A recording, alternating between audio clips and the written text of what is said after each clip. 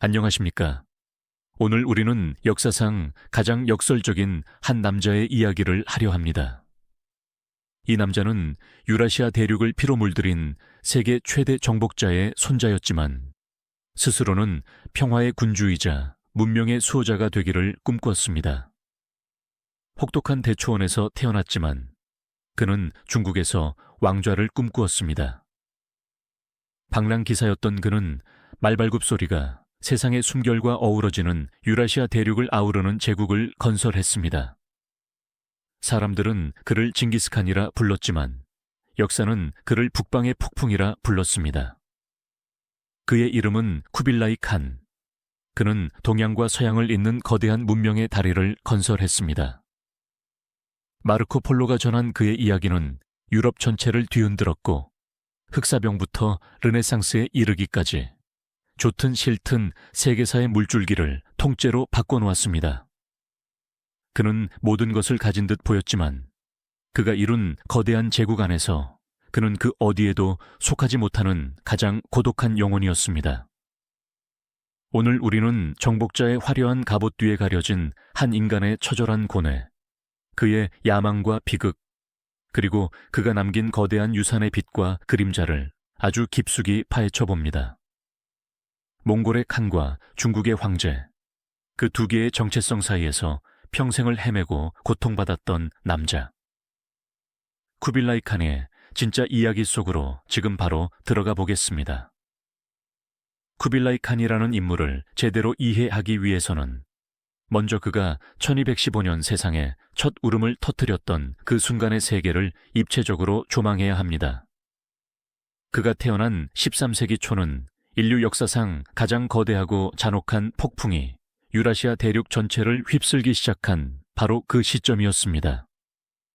그리고 그 폭풍의 중심에는 그의 할아버지 태무진, 우리가 징기스칸이라고 부르는 남자가 있었습니다. 쿠빌라이가 태어나기 불과 수십 년 전 몽골 고원은 세계의 변방에 불과했습니다. 수백, 수천 개의 부족과 시족이 서로를 약탈하고 아내를 빼앗고 가축을 훔치며 피비린내 나는 생존 투쟁을 벌이던 척박하고 잊힌 땅이었습니다. 타타르, 케레이트, 나이만, 메르키트, 그리고 태무진이 속한 보르직인 가문의 몽골 부족까지. 그들은 하나의 민족이라는 개념조차 희미했습니다. 바로 이 혼돈의 땅에서 징기스칸은 불과 한 세대 만에 이 모든 것을 뒤집어 엎었습니다. 그는 아버지를 잃고 아내를 납치당하고 동맹에게 배신당하는 온갖 시련을 겪었지만 자신만의 카리스마와 냉혹한 결단력, 그리고 메리토크라시라는 혁명적인 원칙으로 흩어진 부족들을 하나로 묶었습니다. 1206년 그는 오농왕의 발원지에서 쿠릴타이를 열고 모든 몽골인의 위대한 칸으로 추대됩니다. 이것은 단순한 부족연맹의 탄생이 아니었습니다. 징기스칸은 야사라는 인류 역사상 가장 엄격한 법령을 반포했습니다. 이 법은 몽골인이라는 하나의 정체성을 창조했습니다. 절도와 간음을 사형으로 다스리고 모든 종교의 자유를 보장하며 무엇보다 칸의 명령에 절대 복종하도록 규정했습니다. 그는 몽골 사회를 십진법에 따라 재편성했습니다. 혈연과 지연으로 얽혔던 기존 부족들을 해체하고 10명, 100명, 1000명, 10,000명 단위의 군사행정 조직으로 완벽하게 재조직했습니다. 이제 몽골은 오합지졸 유목민이 아니라 일사불란하게 움직이는 거대한 전쟁 기계, 군대 국가가 되었습니다. 쿠빌라이가 태어난 1215년은 바로 이 무시무시한 전쟁 기계가 처음으로 문명 세계를 향해 칼을 뽑아든 해였습니다. 당시 아시아의 패권자는 중국 북부를 차지하고 있던 여진족의 금나라였습니다. 금나라는 몽골 부족들을 주기적으로 약탈하고 분열시켜 힘을 빼놓는 전통적인 EJ 정책을 써왔습니다. 징기스칸은 이 굴욕적인 관계를 청산하기 위해 남쪽으로 말머리를 돌렸습니다. 1211년 시작된 몽골의 금나라 침공은 전쟁이라기보다 재앙에 가까웠습니다. 몽골 기병대는 금나라의 방어선을 종잇장처럼 찢었고 1215년 마침내 금나라의 수도 중도, 즉 오늘날의 베이징을 함락시켰습니다. 몽골군은 도시를 철저히 약탈하고 불태웠습니다. 수십만 명이 학살당했고 도시는 몇 달간 불길에 휩싸였습니다. 바로 그 해, 징기스칸의 군대가 중도를 불태우던 때 쿠빌라이 칸은 몽골 구원의 한 천막에서 태어났습니다. 그의 탄생 자체가 초원의 시대가 저물고 정주 문명을 향한 거대한 정복의 시대가 열렸음을 알리는 상징적인 사건이었습니다. 한편 금나라의 남쪽에는 한족의 남송이 연명하고 있었습니다. 남송은 금나라에게 화북지방을 빼앗긴 치욕을 갚기 위해 몽골과 손을 잡기도 했지만 몽골이라는 새로운 위협을 두려워하며 위태로운 평화를 유지하고 있었습니다. 서쪽으로는 중앙아시아의 강대국 호라즘 왕국이 버티고 있었습니다. 실크로드의 중심지를 차지한 호라즘은 부유했지만 오만했습니다.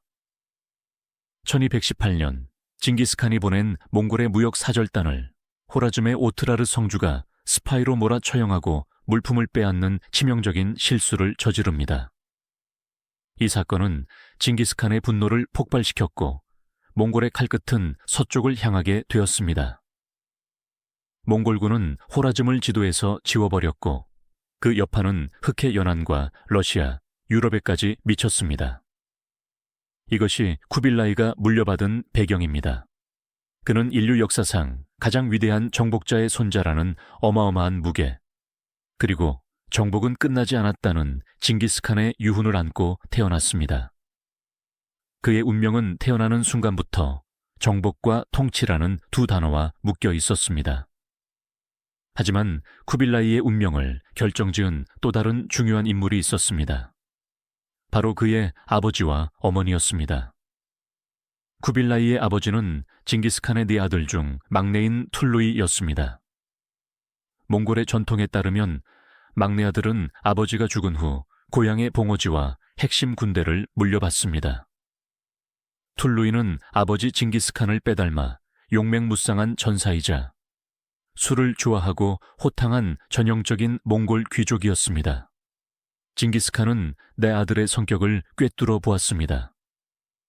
첫째, 주치는 혈통 논란이 있었고, 둘째, 차가타이는 야사를 광적으로 신봉하는 율법주의자라 포용력이 부족했습니다. 셋째, 오고타이는 너그럽고 인자했지만 술을 너무 좋아하고 의지가 약했습니다. 막내 툴루이는 뛰어난 군사령관이었지만 정치적 감각이 부족했습니다. 징기스칸은 고심 끝에 관대하고 유화적인 셋째 오고타이를 후계자로 지명했습니다. 이는 몽골의 전통을 깨는 파격이었지만 툴루이는 아버지의 뜻에 따라 형 오고타이에게 복종하고 그를 데칸으로 추대하는 데 앞장섰습니다. 툴루이는 오고타이의 치세 동안 가장 강력한 군사 지도자로서 금나라 정벌을 완수하는 등 혁혁한 공을 세웠습니다. 그러나 그의 인기는 오히려 독이 되었습니다. 오고타이 칸은 막강한 군사력과 정통성을 가진 동생 툴루이를 내심 경계했습니다.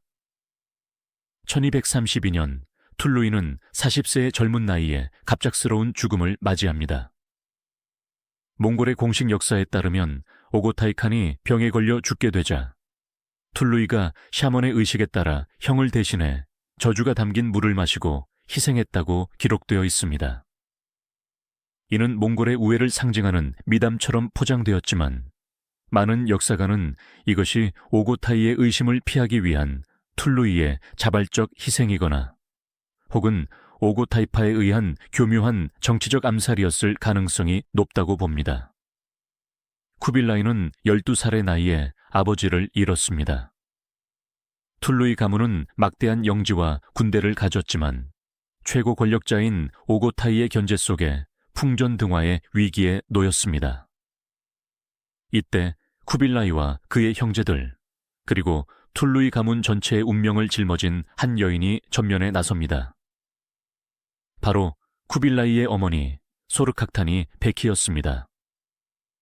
소르카탄이는 당대 몽골, 아니, 세계 역사상 가장 현명하고 강력한 여성이었습니다. 그녀는 징기스칸의 의형제이자 숙적이었던 케레이트 부족의 옹칸의 조카딸이었습니다. 케레이트가 멸망한 후 그녀는 징기스칸에 의해 툴루이와 정략 결혼을 했습니다. 그녀는 독실한 네스토리우스파 기독교인이었습니다. 하지만 그녀의 신앙은 배타적이지 않았습니다. 그녀는 몽골의 샤머니즘을 존중했고 불교와 이슬람에도 막대한 후원을 아끼지 않았습니다. 그녀의 관심은 종교 자체가 아니라 통치에 유용한 모든 지식이었습니다. 남편 툴루이가 죽자 오고타이카는 몽골의 형사 취수제 전통에 따라 그녀를 자신의 아들 구유크와 결혼시키려 했습니다. 이는 툴루이 가문의 막대한 유산을 오고타이 가문이 합법적으로 흡수하려는 정치적 속셈이었습니다. 하지만 소르카크타니는 이 제안을 단호하지만 현명하게 거절했습니다. 그녀의 명분은 남편이 남긴 네 아들을 훌륭하게 키워 백한게 충성하도록 만드는 것이 저의 소임이라는 것이었습니다. 오고타이는 이 명분을 거절할 수 없었고 소르카크타니는 툴루이 가문의 영지와 군대에 대한 독자적인 통치권을 지켜냈습니다. 그녀는 몽골 귀족들이 경멸하던 돈과 행정의 중요성을 일찌감치 깨달았습니다. 당시 몽골 귀족들은 정복지 백성들을 무자비하게 약탈하고 농지를 목초지로 망가뜨리는 데만 혈안이 되어 있었습니다. 하지만 소르카크타니는 달랐습니다. 그녀는 남편의 영지에서 몽골 군인들의 약탈을 엄금했습니다. 그녀는 중국인 유학자들을 고용해 세금 제도를 정비하고 농업을 장려하며 전쟁으로 파괴된 도시를 복구했습니다. 결과는 놀라웠습니다. 다른 몽골 왕자들의 영지는 황폐해져 갔지만 소르카크타니의 영지는 빠르게 안정되며 막대한 부를 창출했습니다.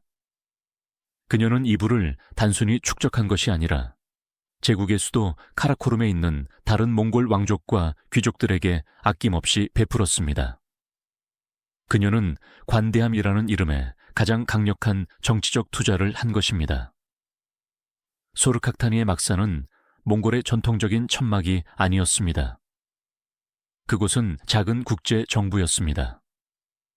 그녀의 네 아들들은 몽골의 전통적인 말타기와 활쏘기는 기본이고 위구르인 스승에게 문자를 배우고 중국인 유학자에게 고전을 배우며 페르시아인과 무슬림 학자들에게 행정과 과학을 배웠습니다. 쿠빌라이는 바로 이런 어머니 밑에서 자랐습니다. 그는 몽골 전사의 심장을 가지고 태어났지만 동시에 정주 문명의 복잡한 행정과 철학을 흡수하며 성장했습니다. 그는 초원의 거친 삶을 사랑했지만 동시에 도시의 질서와 풍요로움이 제국을 유지하는 힘이라는 것을 깨달았습니다. 어머니 소르카크타니는 네 아들에게 각기 다른 임무를 부여한 듯 보입니다. 맏아들 몽케는 오고타이의 아들 바투가 이끄는 유럽 원정에 참여시켜 몽골 전통파 사이에서 군사적 명성과 정통성을 쌓게 했습니다. 셋째 훌라군은 서쪽의 이슬람 세계 정벌을 준비시켰습니다. 막내 아릭부케는 몽골의 봉어지 카라코룸에 남겨두어 전통을 수호하는 상징으로 키웠습니다. 그리고 둘째 쿠빌라이. 소르카크타니는 쿠빌라이에게 가장 복잡하고 어려운 과제를 맡겼습니다. 바로 세계에서 가장 크고 오래된 문명, 중국을 다스리는 것이었습니다. 쿠빌라이는 청년 시절 어머니로부터 중국 북부의 형주 일대를 영지로 물려받았습니다. 이는 쿠빌라이의 인생에서 결정적인 실습장이 되었습니다. 다른 몽골 귀족들처럼 그곳을 약탈할 수도 있었지만 쿠빌라이는 어머니가 했던 방식을 그대로 따랐습니다. 그는 중국인 유학자 요추와 유병충 같은 인재들을 자신의 막료로 불러들였습니다. 특히 불교 승려이자 책사였던 유병충은 쿠빌라이의 세계관에 지대한 영향을 미쳤습니다. 그는 쿠빌라이에게 천하를 말 위에서 얻을 수는 있으나 말 위에서 다스릴 수는 없습니다. 라는 유명한 조언을 남겼습니다. 그는 유교의 인정과 왕도, 정치의 원리를 가르쳤습니다. 쿠빌라이는 이들의 조언을 전적으로 수용했습니다. 그는 자신의 영지에서 몽골식 약탈을 금지하고 농업을 장려하며 십전이라는 과도한 세금을 폐지하고 합리적인 조세 제도를 도입했습니다. 그는 학교를 세워 유학을 장려하고 백성들을 구휼했습니다. 결과는 이번에도 놀라웠습니다. 쿠빌라이의 영지는 빠르게 안정되었고 전쟁으로 흩어졌던 유민들이 다시 모여들었습니다. 그의 영지는 몽골이 점령한 중국 북부에서 가장 번영하는 모델 케이스가 되었습니다. 이 경험을 통해 쿠빌라이는 확신을 얻었습니다. 몽골의 무력과 중국의 문명, 이 두 가지를 결합할 수만 있다면 할아버지가 시작한 제국을 영원한 제국으로 만들 수 있으리라는 확신이었습니다. 하지만 이 확신은 그를 평생의 고뇌로 몰아넣을 양날의 검이었습니다.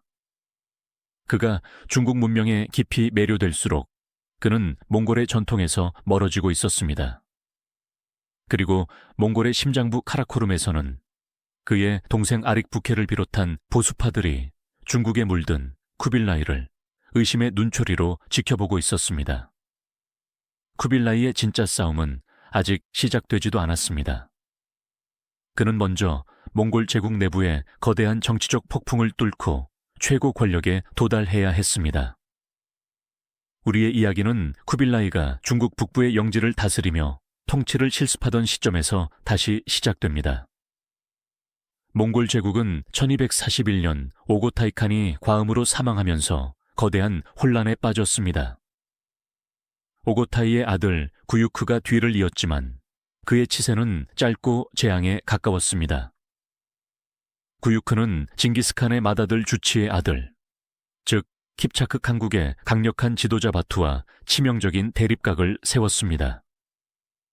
구유크는 오고타이 가문의 권력을 공고히 하기 위해 바투를 숙청하려 했고 제국은 또다시 내전 직전까지 치달았습니다. 그러나 구유크 역시 1248년 바투를 치기 위해 서쪽으로 원정을 떠나던 중 의문의 죽음을 맞이합니다. 제국의 수도 카라코룸은 구유크의 미망인 오굴 카이미시가 섭정을 맡았지만 그녀는 정치적 역량이 전혀 없는 인물이었습니다. 몽골 제국은 3년 동안 리더십의 공백 상태에 빠졌습니다. 바로 이 혼돈의 시기, 물밑에서 가장 치밀하고 냉철하게 움직인 인물이 있었습니다. 바로 쿠빌라이의 어머니 소르카탄이 베키였습니다. 그녀는 남편 툴루이가 죽은 이후 20년 가까이 숨죽이며 힘을 키워왔습니다. 그녀는 자신의 영지에서 거둔 막대한 부를 이용해 오고타이 가문의 불만을 품은 몽골 귀족들을 포섭하고 특히 제국에서 가장 강력한 군주였던 바투와 비밀리의 동맹을 맺었습니다. 바투 역시 오고타이 가문, 특히 구유크와 그의 어머니에게 깊은 원한을 품고 있었습니다. 소르카타니와 바투의 이해관계는 완벽하게 일치했습니다. 무능하고 부패한 오고타이 가문을 몰아내고 징기스칸의 위대한 유산을 회복할 강력한 칸을 세운다. 그리고 그 강력한 칸의 후보는 바로 소르카타니의 맏아들 몽케였습니다. 몽케는 바투와 함께 유럽 원정에 참여하며 용맹을 떨쳤고 몽골의 전통을 중시하는 강직한 성품으로 보수파 귀족들의 지지까지 받고 있었습니다. 1251년 마침내 결정의 날이 왔습니다. 바투는 자신의 군대를 동원해 카라코룸 외곽에서 쿠릴타이를 소집했습니다. 오고타이와 차가타이 가문의 왕자들이 전통적인 소집 장소가 아니다라며 참석을 거부했지만 바투는 군사력으로 밀어붙였습니다. 이 쿠릴타이에서 소르카타니의 맏아들 몽케가 제4대 데칸으로 추대되었습니다. 이것은 단순한 권력 교체가 아니었습니다. 몽골 제국의 지배 가문이 오고타이 가문에서 툴루이 가문으로 넘어가는 피비린내 나는 궁정 쿠데타였습니다. 몽골 제국사에서는 이를 툴루이 가문의 혁명이라고 부릅니다. 몽케칸은 즉위하자마자 반대파에 대한 무자비한 숙청을 감행했습니다. 섭정이었던 오글카이미시는 발가벗겨진 채 고문당하다 처형되었고, 오고타이와 구유크를 따랐던 수백 명의 귀족과 장군들이 반역 혐의로 처형당했습니다. 징기스칸의 핏줄인 왕자들조차 예외는 아니었습니다. 쿠빌라이는 36세의 나이에 이 모든 과정을 바로 옆에서 지켜보았습니다. 그는 어머니의 치밀한 정치 공작이 어떻게 승리하는지, 그리고 그 승리를 지키기 위해 얼마나 냉혹한 피해 숙청이 필요한지를 뼈저리게 목격했습니다. 그는 권력이란 이상이 아니라 가장 잔인한 현실이라는 것을 깨달았습니다. 툴루이 가문의 시대가 열렸습니다. 이 모든 것을 기획한 킹메이커 소르칵탄이 베키는 1252년 아들들이 제국의 정점에 오르는 것을 본 후 세상을 떠났습니다. 이제 제국은 툴루이의 네 아들이 나눠 가졌습니다. 데칸 몽케는 제국의 중심 카라코름에서 총지휘를 맡았습니다. 셋째 훌라군은 페르시아와 이슬람 세계 정복을 맡았습니다. 막내 아릭부케는 몽골 본토와 수도 카라코름의 수비를 맡았습니다. 그리고 둘째 쿠빌라이. 몽케칸은 동생 쿠빌라이의 행정 능력을 그 누구보다 높이 평가했습니다. 그는 쿠빌라이에게 몽골 역사상 가장 어렵고도 중요한 임무를 맡겼습니다. 바로 중국 북부의 정원 통치와 아직 정복되지 않은 남송을 멸망시키는 임무였습니다. 이것은 쿠빌라이가 형주에서 실험했던 중국식 통치를 거대한 스케일로 확장할 기회였습니다. 1251년 쿠빌라이는 즉시 자신의 막료들을 이끌고 중국으로 향했습니다. 그는 카라코름의 간섭을 피하기 위해 몽골 초원과 중국 농경지의 경계선에 자신만의 새로운 도시를 건설하기 시작했습니다. 훗날 상도, 즉 북쪽의 수도라 불리게 될 개평부였습니다. 이곳에서 쿠빌라이는 중국식 국가를 건설하기 시작했습니다. 그는 경략사라는 행정기구를 설치하고 유병충, 요추 같은 한족 유학자들을 대거 등용했습니다. 그는 세금 제도를 정비하고 농업을 보호하며 학교를 세웠습니다. 동시에 그는 몽골의 칸으로서 남송 정복의 임무도 수행해야 했습니다. 몽케칸은 남송을 정면으로 공격하는 대신 측면을 포위하는 거대한 전략을 세웠습니다. 그 첫 번째 목표가 바로 남송의 서남쪽에 위치한 대리국이었습니다. 1253년 쿠빌라이는 10만 대군을 이끌고 대리국 원정에 나섭니다. 이 원정은 그의 군사적 능력을 시험하는 무대이자 쿠빌라이라는 인간의 본질을 보여주는 결정적인 사건이었습니다. 대리국으로 가는 길은 험난했습니다. 몽골군 주력은 사천성의 험준한 산맥을 넘어야 했습니다. 수많은 병사와 말들이 독사와 질병, 굶주림으로 쓰러졌습니다. 그러나 쿠빌라이는 멈추지 않았습니다. 그는 마침내 대리국의 수도에 도착했습니다. 몽골의 전통적인 공성전이라면 항복을 거부하는 도시는 함락 후 모든 주민을 학살하는 것이 야사의 규칙이었습니다. 하지만 쿠빌라이는 측근 유학자 요추의 조언을 받아들였습니다. 요추는 송나라 순임금은 군대를 동원하고도 창을 피로 물들이지 않고 천하를 얻었다며 살상을 최소화할 것을 간언했습니다. 쿠빌라이는 이 조언을 따랐습니다. 그는 대리국 수도를 포위한 채 항복하면 모든 것을 용서하겠다는 메시지를 전달했습니다. 대리국의 왕 다능지는 저항했지만 성은 곧 함락되었습니다. 이때 쿠빌라이는 몽골 역사상 가장 이례적인 명령을 내립니다. 단 한 사람도 죽이지 말라.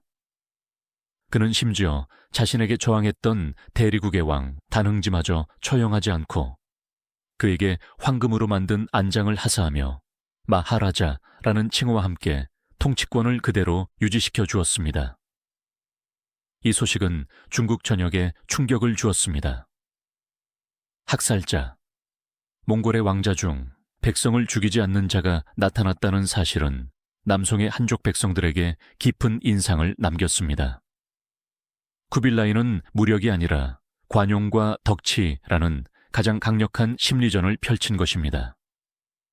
그는 자신이 징기스칸과는 다른 문명화된 통치자임을 스스로 증명해 보였습니다. 대리국 정복 성공으로 쿠빌라이의 명성은 하늘을 찔렀습니다.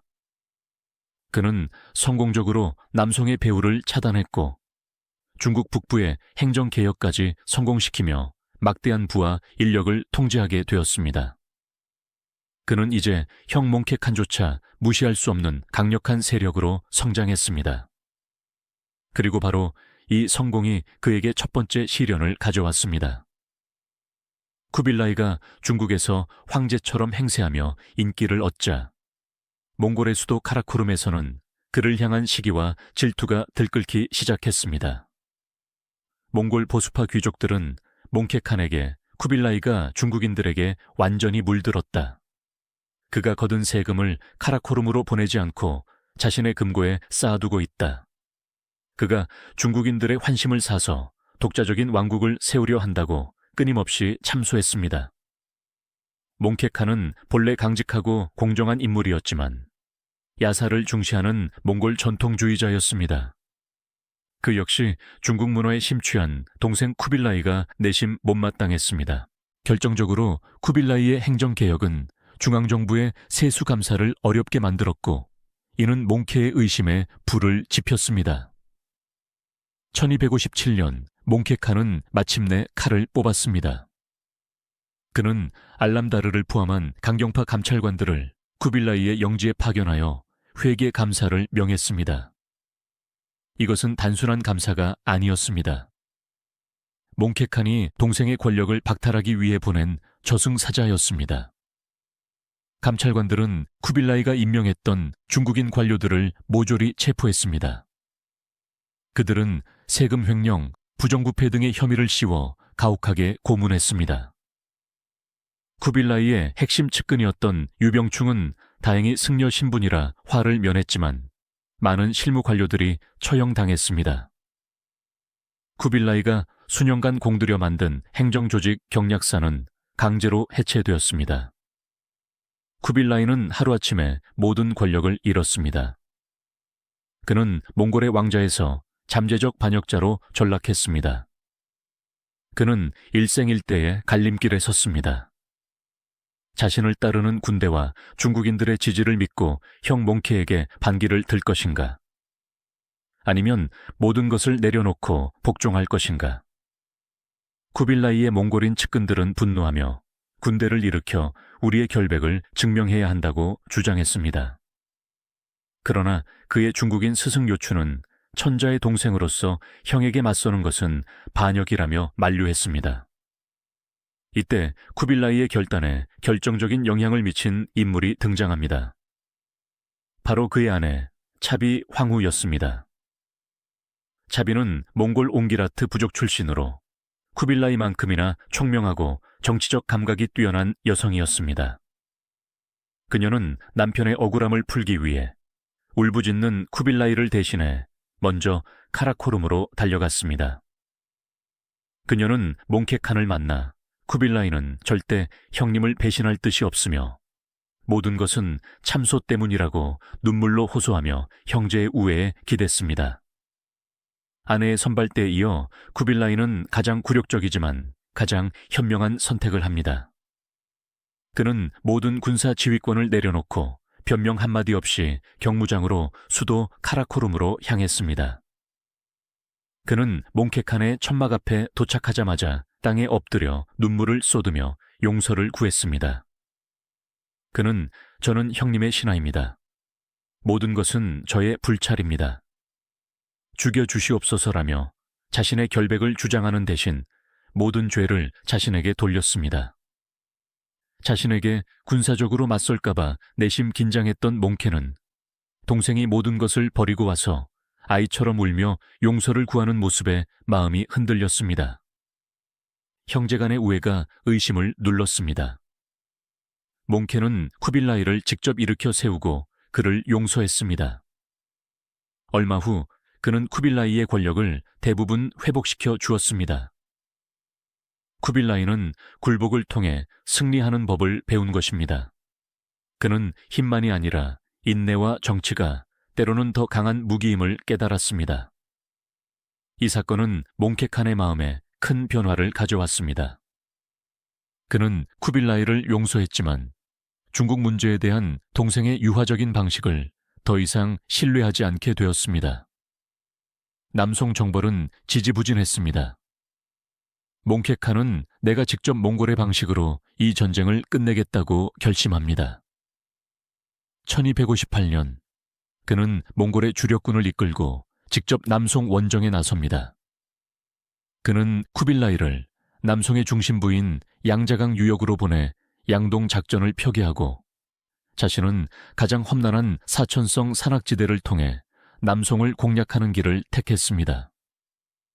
이는 쿠빌라이의 대리국 원정 루트와 유사했지만 몽케는 관용이 아닌 정통 몽골식 선멸전을 계획했습니다. 그러나 몽케칸은 중국 남부의 지독한 기후와 지형을 과소평가했습니다.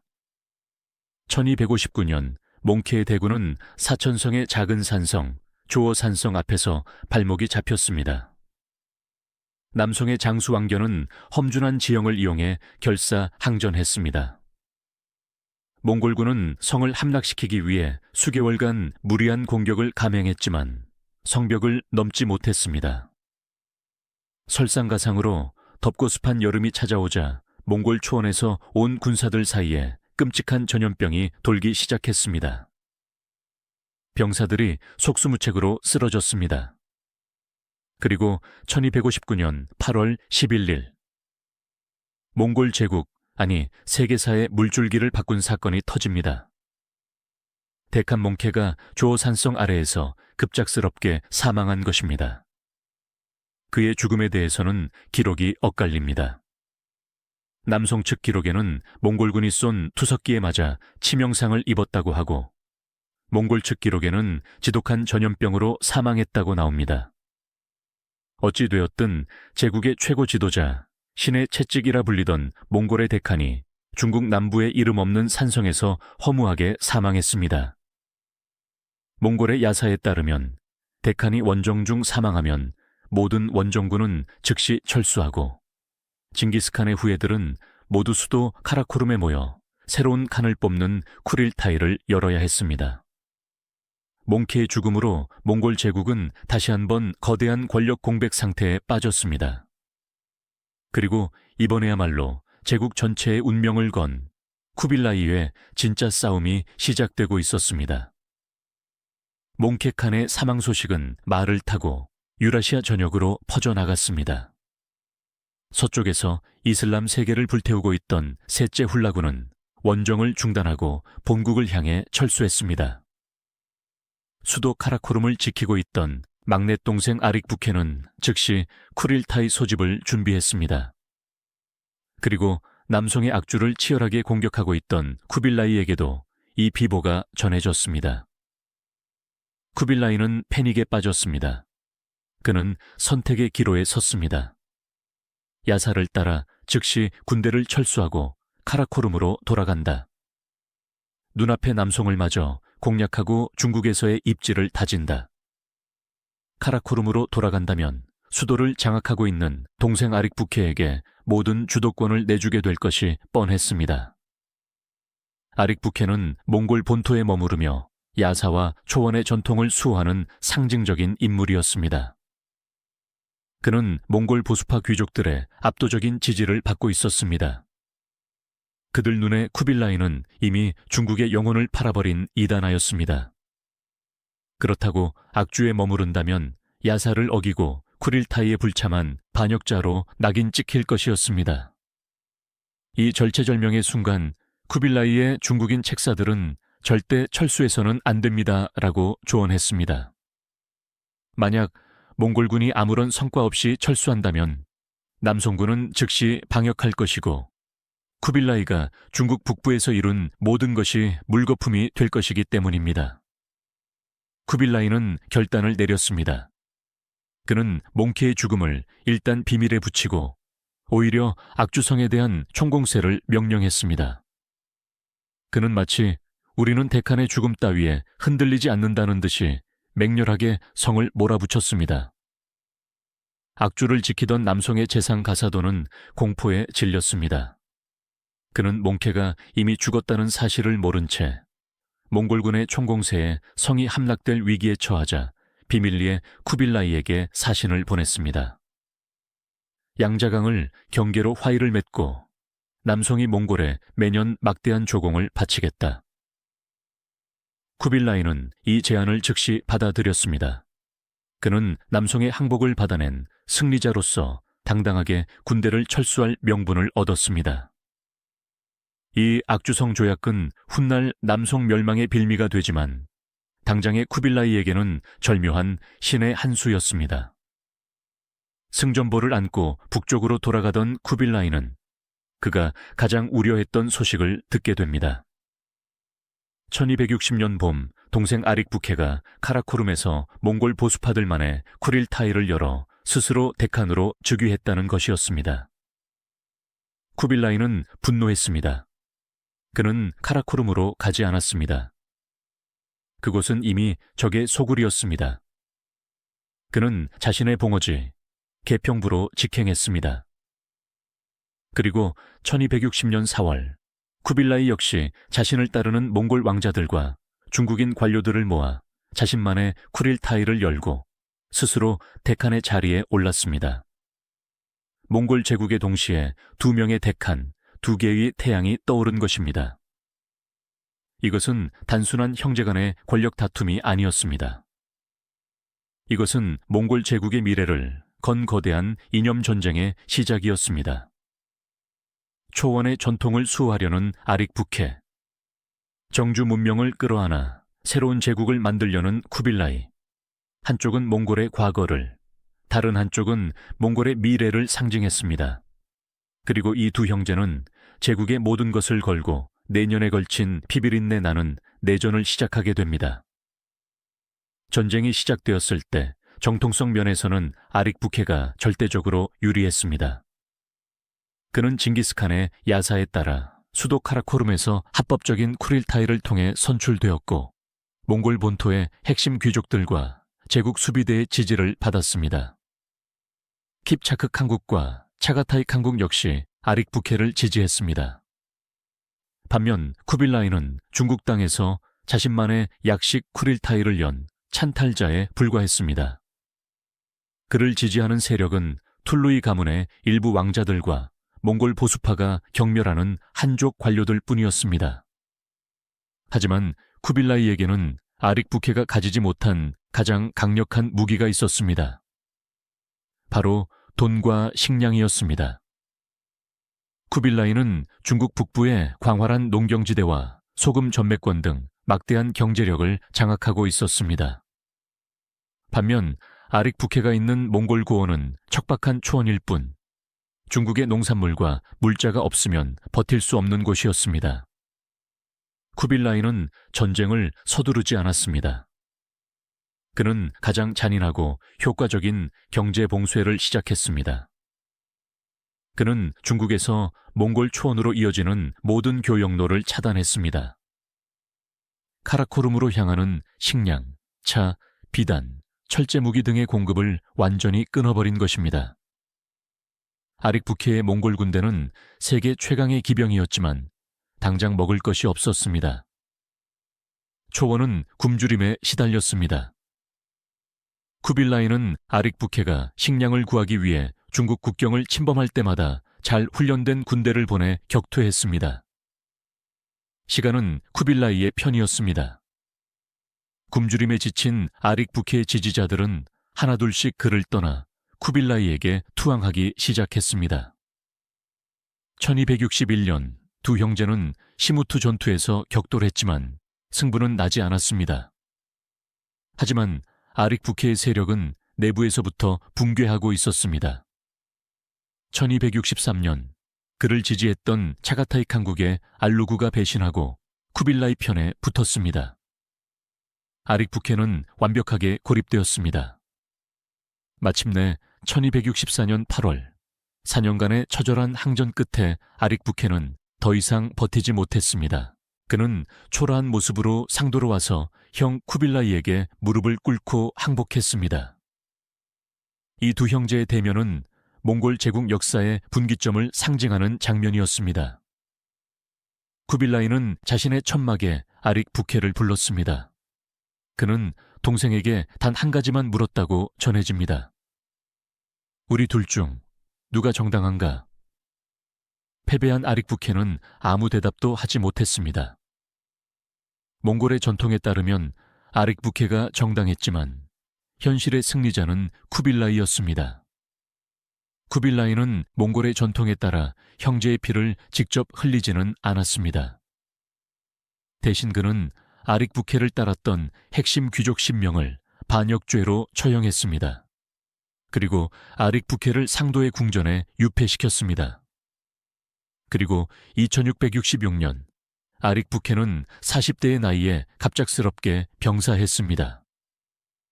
많은 역사가는 쿠빌라이에 의한 독살 혹은 유폐 생활의 스트레스로 인한 죽음으로 추정합니다. 쿠빌라이는 마침내 유일한 대칸이 되었습니다.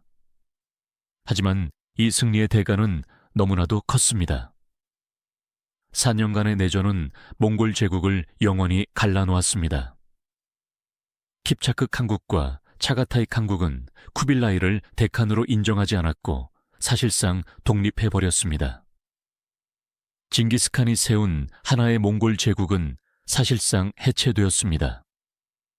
쿠빌라이는 이제 모든 몽골인의 칸이 아니었습니다. 그는 몽골 본토와 중국, 페르시아 일부만을 다스리는 반쪽짜리 칸이 되었습니다. 그의 승리는 몽골 전통의 패배를 의미했습니다. 그는 깨달았습니다. 자신의 운명은 더 이상 저 멀리 척박한 초원 카라코룸에 있지 않다는 것을. 자신의 운명, 그리고 자신이 세울 새로운 제국은 바로 자신이 발딛고 선 이 거대한 문명의 땅, 중국에 있다는 것을. 쿠빌라이는 이제 몽골의 데칸에서 중국의 황제로 변신을 시작해야 했습니다. 그의 시선은 아직 정복되지 않은 마지막 땅, 강남의 남송을 향하고 있었습니다. 우리의 이야기는 1264년 쿠빌라이가 마침내 유일한 데칸의 자리에 올랐지만 그 대가로 징기스칸이 세운 하나의 몽골 제국이 사실상 분열된 시점에서 다시 시작됩니다. 쿠빌라이는 승리했지만 그의 승리는 몽골 전통의 패배를 의미했습니다. 그가 찬탈자로 규정했던 동생 아릭부케는 1264년 8월 행복했습니다. 몽골의 전통은 칸의 핏줄, 특히 형제의 피를 직접 흘리는 것을 금기시했습니다. 쿠빌라이는 아릭부케를 죽이는 대신 그를 자신의 궁전에 유폐시켰습니다. 그는 동생을 지지했던 핵심 귀족 10명만을 반역죄로 공개 처형함으로써 자신의 권위를 세웠습니다. 하지만 이 유폐된 동생은 쿠빌라이에게 살아있는 골칫거리였습니다. 2년 뒤인 1266년 아릭부케는 40대 중반의 나이로 유폐지에서 갑작스럽게 병사했습니다.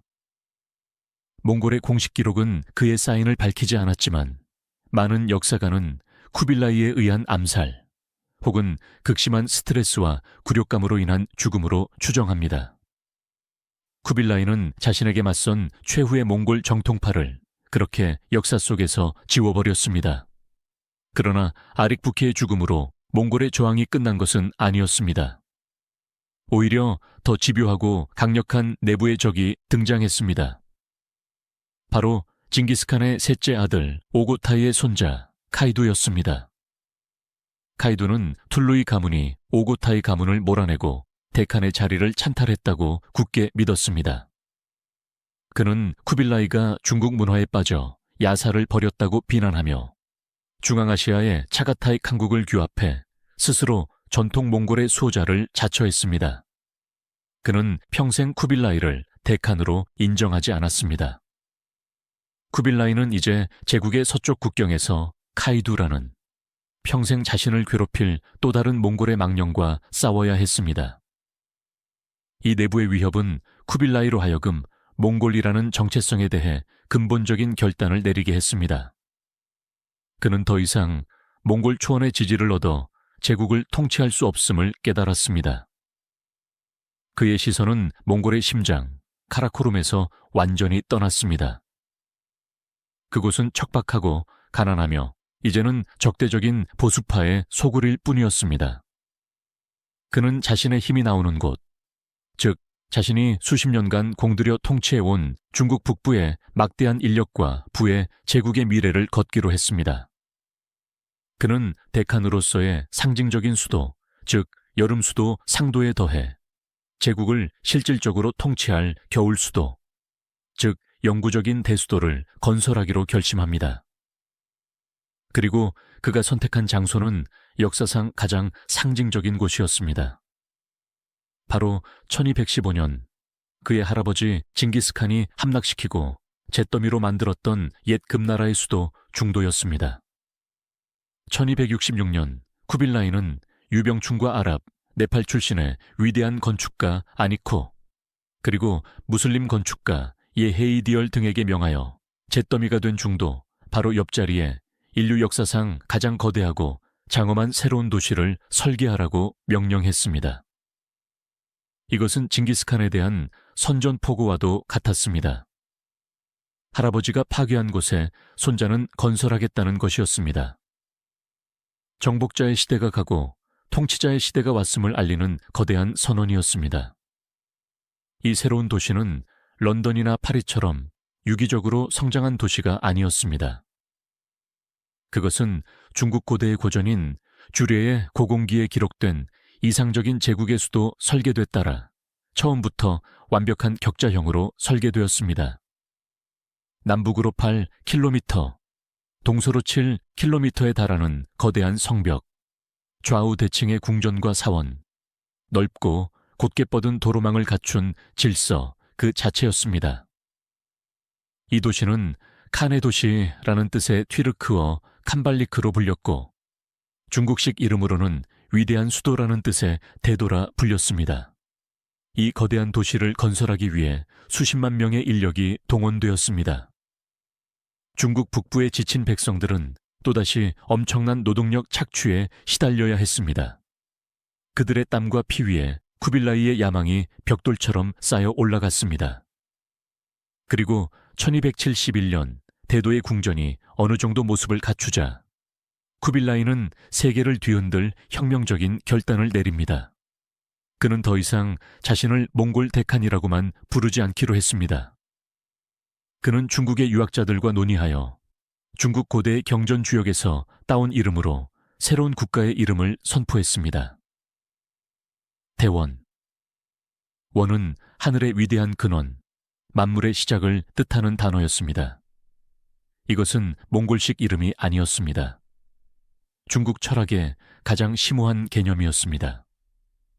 쿠빌라이는 이 선포를 통해 자신이 더 이상 중국에 머무는 몽골 정복자가 아니라 한 당 송의 뒤를 잇는 중국의 합법적인 황제이며 하늘의 명을 받은 새로운 왕조의 시조임을 만천에 공표한 것입니다. 이로써 그는 몽골 제국의 대칸이자 원나라의 황제라는 두 개의 모순된 칭호를 동시에 갖게 되었습니다. 이 소식은 몽골 초원의 카이두에게는 쿠빌라이가 드디어 몽골의 조상을 버리고 중국의 황제가 되었다는 그의 반란을 정당화하는 최고의 명분이 되었습니다. 반대로 그가 통치하려던 남송의 한족들에게는 오랑캐가 감히 자신들의 문명을 도용하여 황제를 참칭하는 참을 수 없는 모욕으로 받아들여졌습니다. 쿠빌라이는 또다시 그 두 개의 정체성 사이, 그 누구에게도 환영받지 못하는 고독한 경계선 위에 섰습니다. 원나라라는 중국식 간판을 내걸었지만 쿠빌라이는 결코 한족을 신뢰하지 않았습니다. 그는 자신이 정복한 거대한 영토의 수많은 인종을 효율적으로 통제하기 위해 인류 역사상 가장 노골적인 인종차별 정책을 법제화했습니다. 이것이 바로 4계급 제도입니다. 제1계급은 몽골인이었습니다.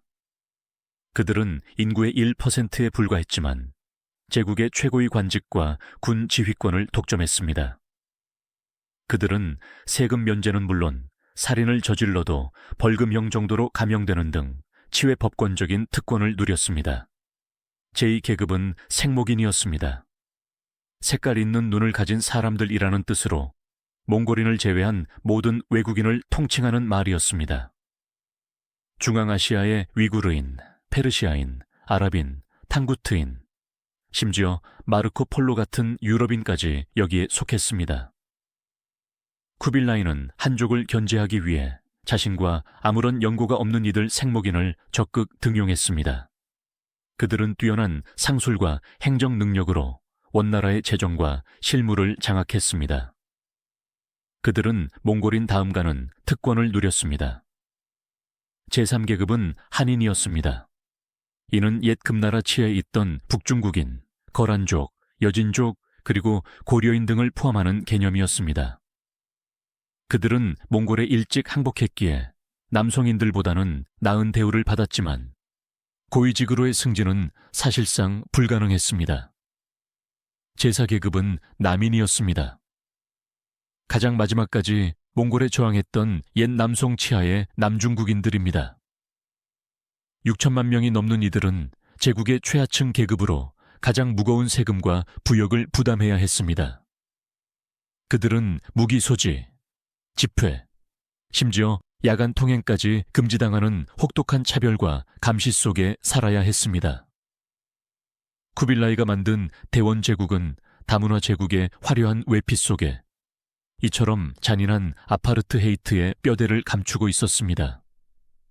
그는 몽골의 무력, 생목인의 행정력, 그리고 한인과 남인의 노동력을 철저히 분리하여 서로를 견제하게 함으로써 제국을 통치하려 했습니다. 이는 단기적으로는 효율적이었지만 장기적으로는 피지배층에 끓어오르는 분노를 잉태하는 시한폭탄과도 같은 체제였습니다. 이제 원나라 황제가 된 쿠빌라이에게 남은 마지막 과제는 하나였습니다. 징기스칸도 오고타이도 몽케도 이루지 못했던 위협. 바로 중국 대륙의 마지막 조각, 강남의 남송을 멸망시키고 400년간 분열된 중국을 통일하는 것이었습니다. 그에게는 명분이 있었습니다. 1259년 악주성에서 남송의 재상 가사도가 맺었던 조공과 화의 약속은 남송이 몽케칸의 죽음 이후 단 한 번도 지키지 않았기 때문입니다.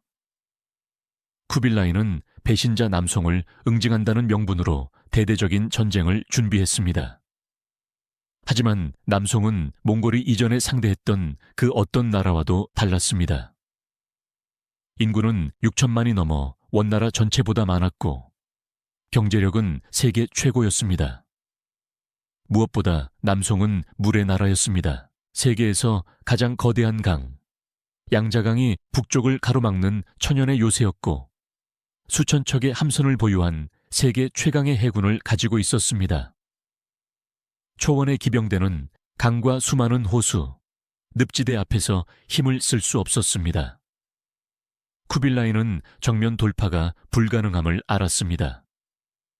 그는 남송으로 들어가는 열쇠를 먼저 공략하기로 합니다.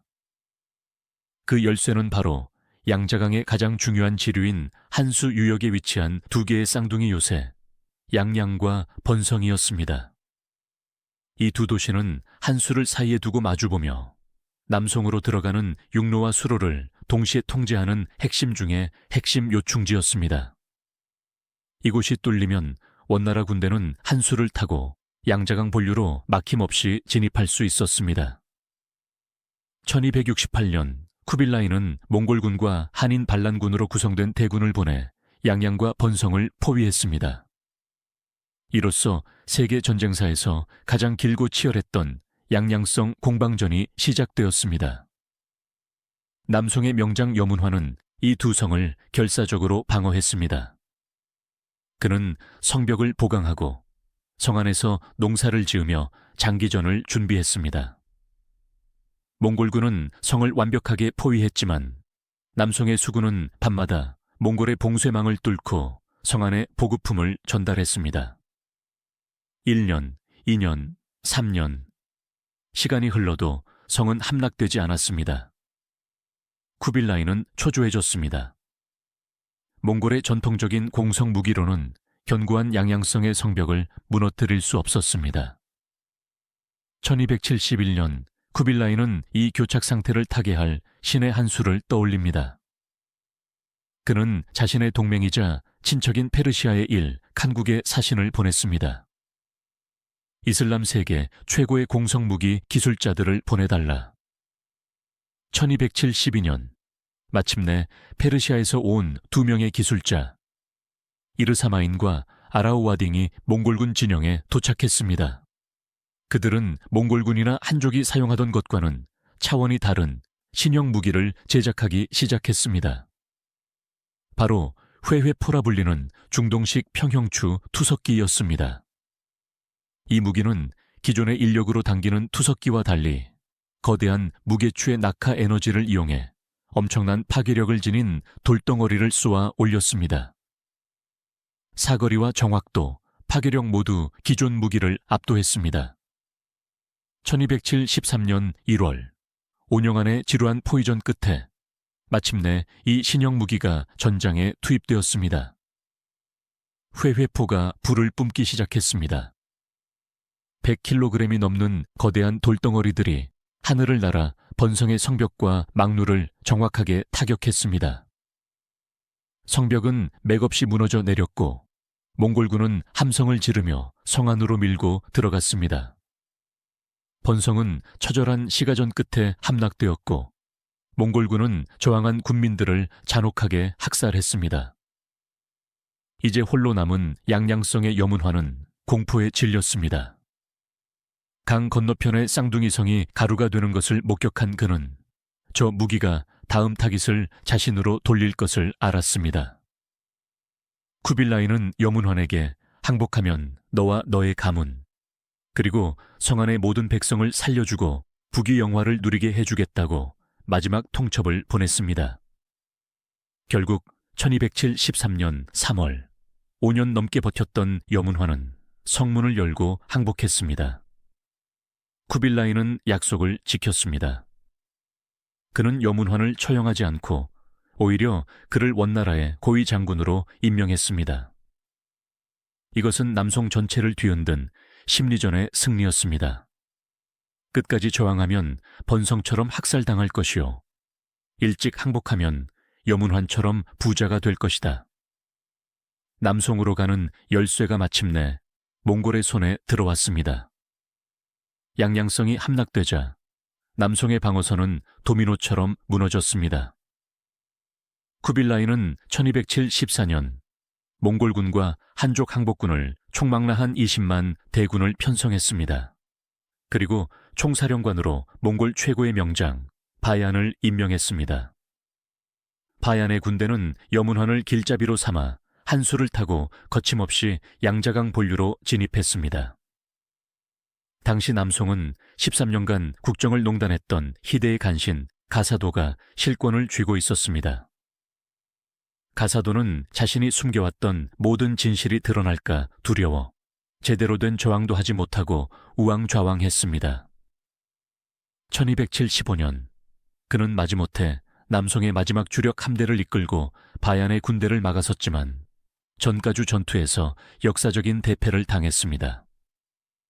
남송의 수군은 괴멸되었고 가사도는 도망쳤다가 훗날 백성들에게 암살당했습니다. 이제 원나라 군대를 막을 것은 아무것도 없었습니다. 바얀의 군대는 양자강을 따라 파죽지세로 동쪽으로 진격하며 남송의 수도 이만으로 향했습니다. 이만은 당시 인구 100만이 넘는 세계 최대의 도시였습니다. 마르코 폴로가 하늘 아래 가장 아름답고 화려한 도시, 천상의 도시라고 극찬했던 곳입니다. 하지만 1276년 이 천상의 도시는 공포에 휩싸였습니다. 황제는 5살짜리 어린아이였고 실권은 그의 할머니인 사 태황태후가 쥐고 있었습니다. 조정은 항복파와 결사항 전파로 나뉘어 분열되었습니다. 바얀의 군대가 성문 앞까지 다가오자 사 태황태후는 징기스칸이 중도를 함락시켰을 때의 끔찍한 학살을 떠올렸습니다. 그녀는 백만 백성의 목숨을 구하기 위해 굴욕을 감수하기로 결심합니다. 1276년 2월, 사 태왕태후는 어린 황제를 데리고 성 밖으로 나와 남송의 옥새를 바얀에게 바치며 항복했습니다. 쿠빌라이는 바얀에게 절대 학살이나 약탈을 하지 말라고 엄명을 내린 상태였습니다. 그는 자신이 야만적인 정복자가 아니라 백성을 구원하는 문명화된 황제임을 보여주고 싶었습니다. 어린 황제와 황족들은 포로가 되어 대도로 압송되었습니다. 쿠빌라이는 그들을 죽이지 않고 영국공이라는 자귀를 주어 연금했습니다. 이로써 1189년부터 150년간 이어져 온 남송 왕조는 사실상 멸망했습니다. 남송은 항복했지만 중국은 항복하지 않았습니다. 남송의 충신이었던 문천상, 육수부, 장세걸 등은 이만이 함락되기 직전 어린 황제의 두 이복 형제를 데리고 남쪽으로 탈출했습니다. 그들은 복건성에서 7살짜리 왕자를 새로운 황제로 옹립하고 망명 정부를 세워 원나라에 대한 마지막 항전을 이어갔습니다. 이것은 육지에서의 전쟁이 아니었습니다. 그들은 배를 타고 해안을 따라 남쪽으로 도망치며 처절한 해상 게릴라전을 벌였습니다. 쿠빌라이는 이 남송의 불씨를 완전히 꺼버리기 위해 집요한 추격을 명령했습니다. 1278년 어린 황제 단종이 폭풍우를 만나 병사하자 충신들은 그의 6살짜리 동생을 마지막 황제로 옹립하고 광동성의 애산이라는 섬으로 도망쳤습니다. 1279년 마침내 원나라의 대함대가 애산 앞바다를 완전히 포위했습니다. 이 함대를 이끈 사령관 역시 몽골인이 아닌 한족 강장 장홍범이었습니다. 애산에는 남송의 마지막 황실과 신하, 군인, 그리고 그 가족들까지 약 20만 명이 천여 척의 배 위에 모여 있었습니다. 그들은 배들을 쇠사슬로 묶어 거대한 해상 요새를 만들고 결사항전을 준비했습니다. 원나라 함대는 봉쇄망을 좁혀왔습니다. 그들은 먼저 남송 함대의 식수와 뗄나무 보급로를 차단했습니다. 며칠이 지나자 바위의 20만 명은 극심한 갈증과 굶주림에 시달렸습니다. 1279년 3월 19일, 운명의 날이 밝았습니다. 원나라 함대는 총공격을 감행했습니다. 전투는 처절했습니다.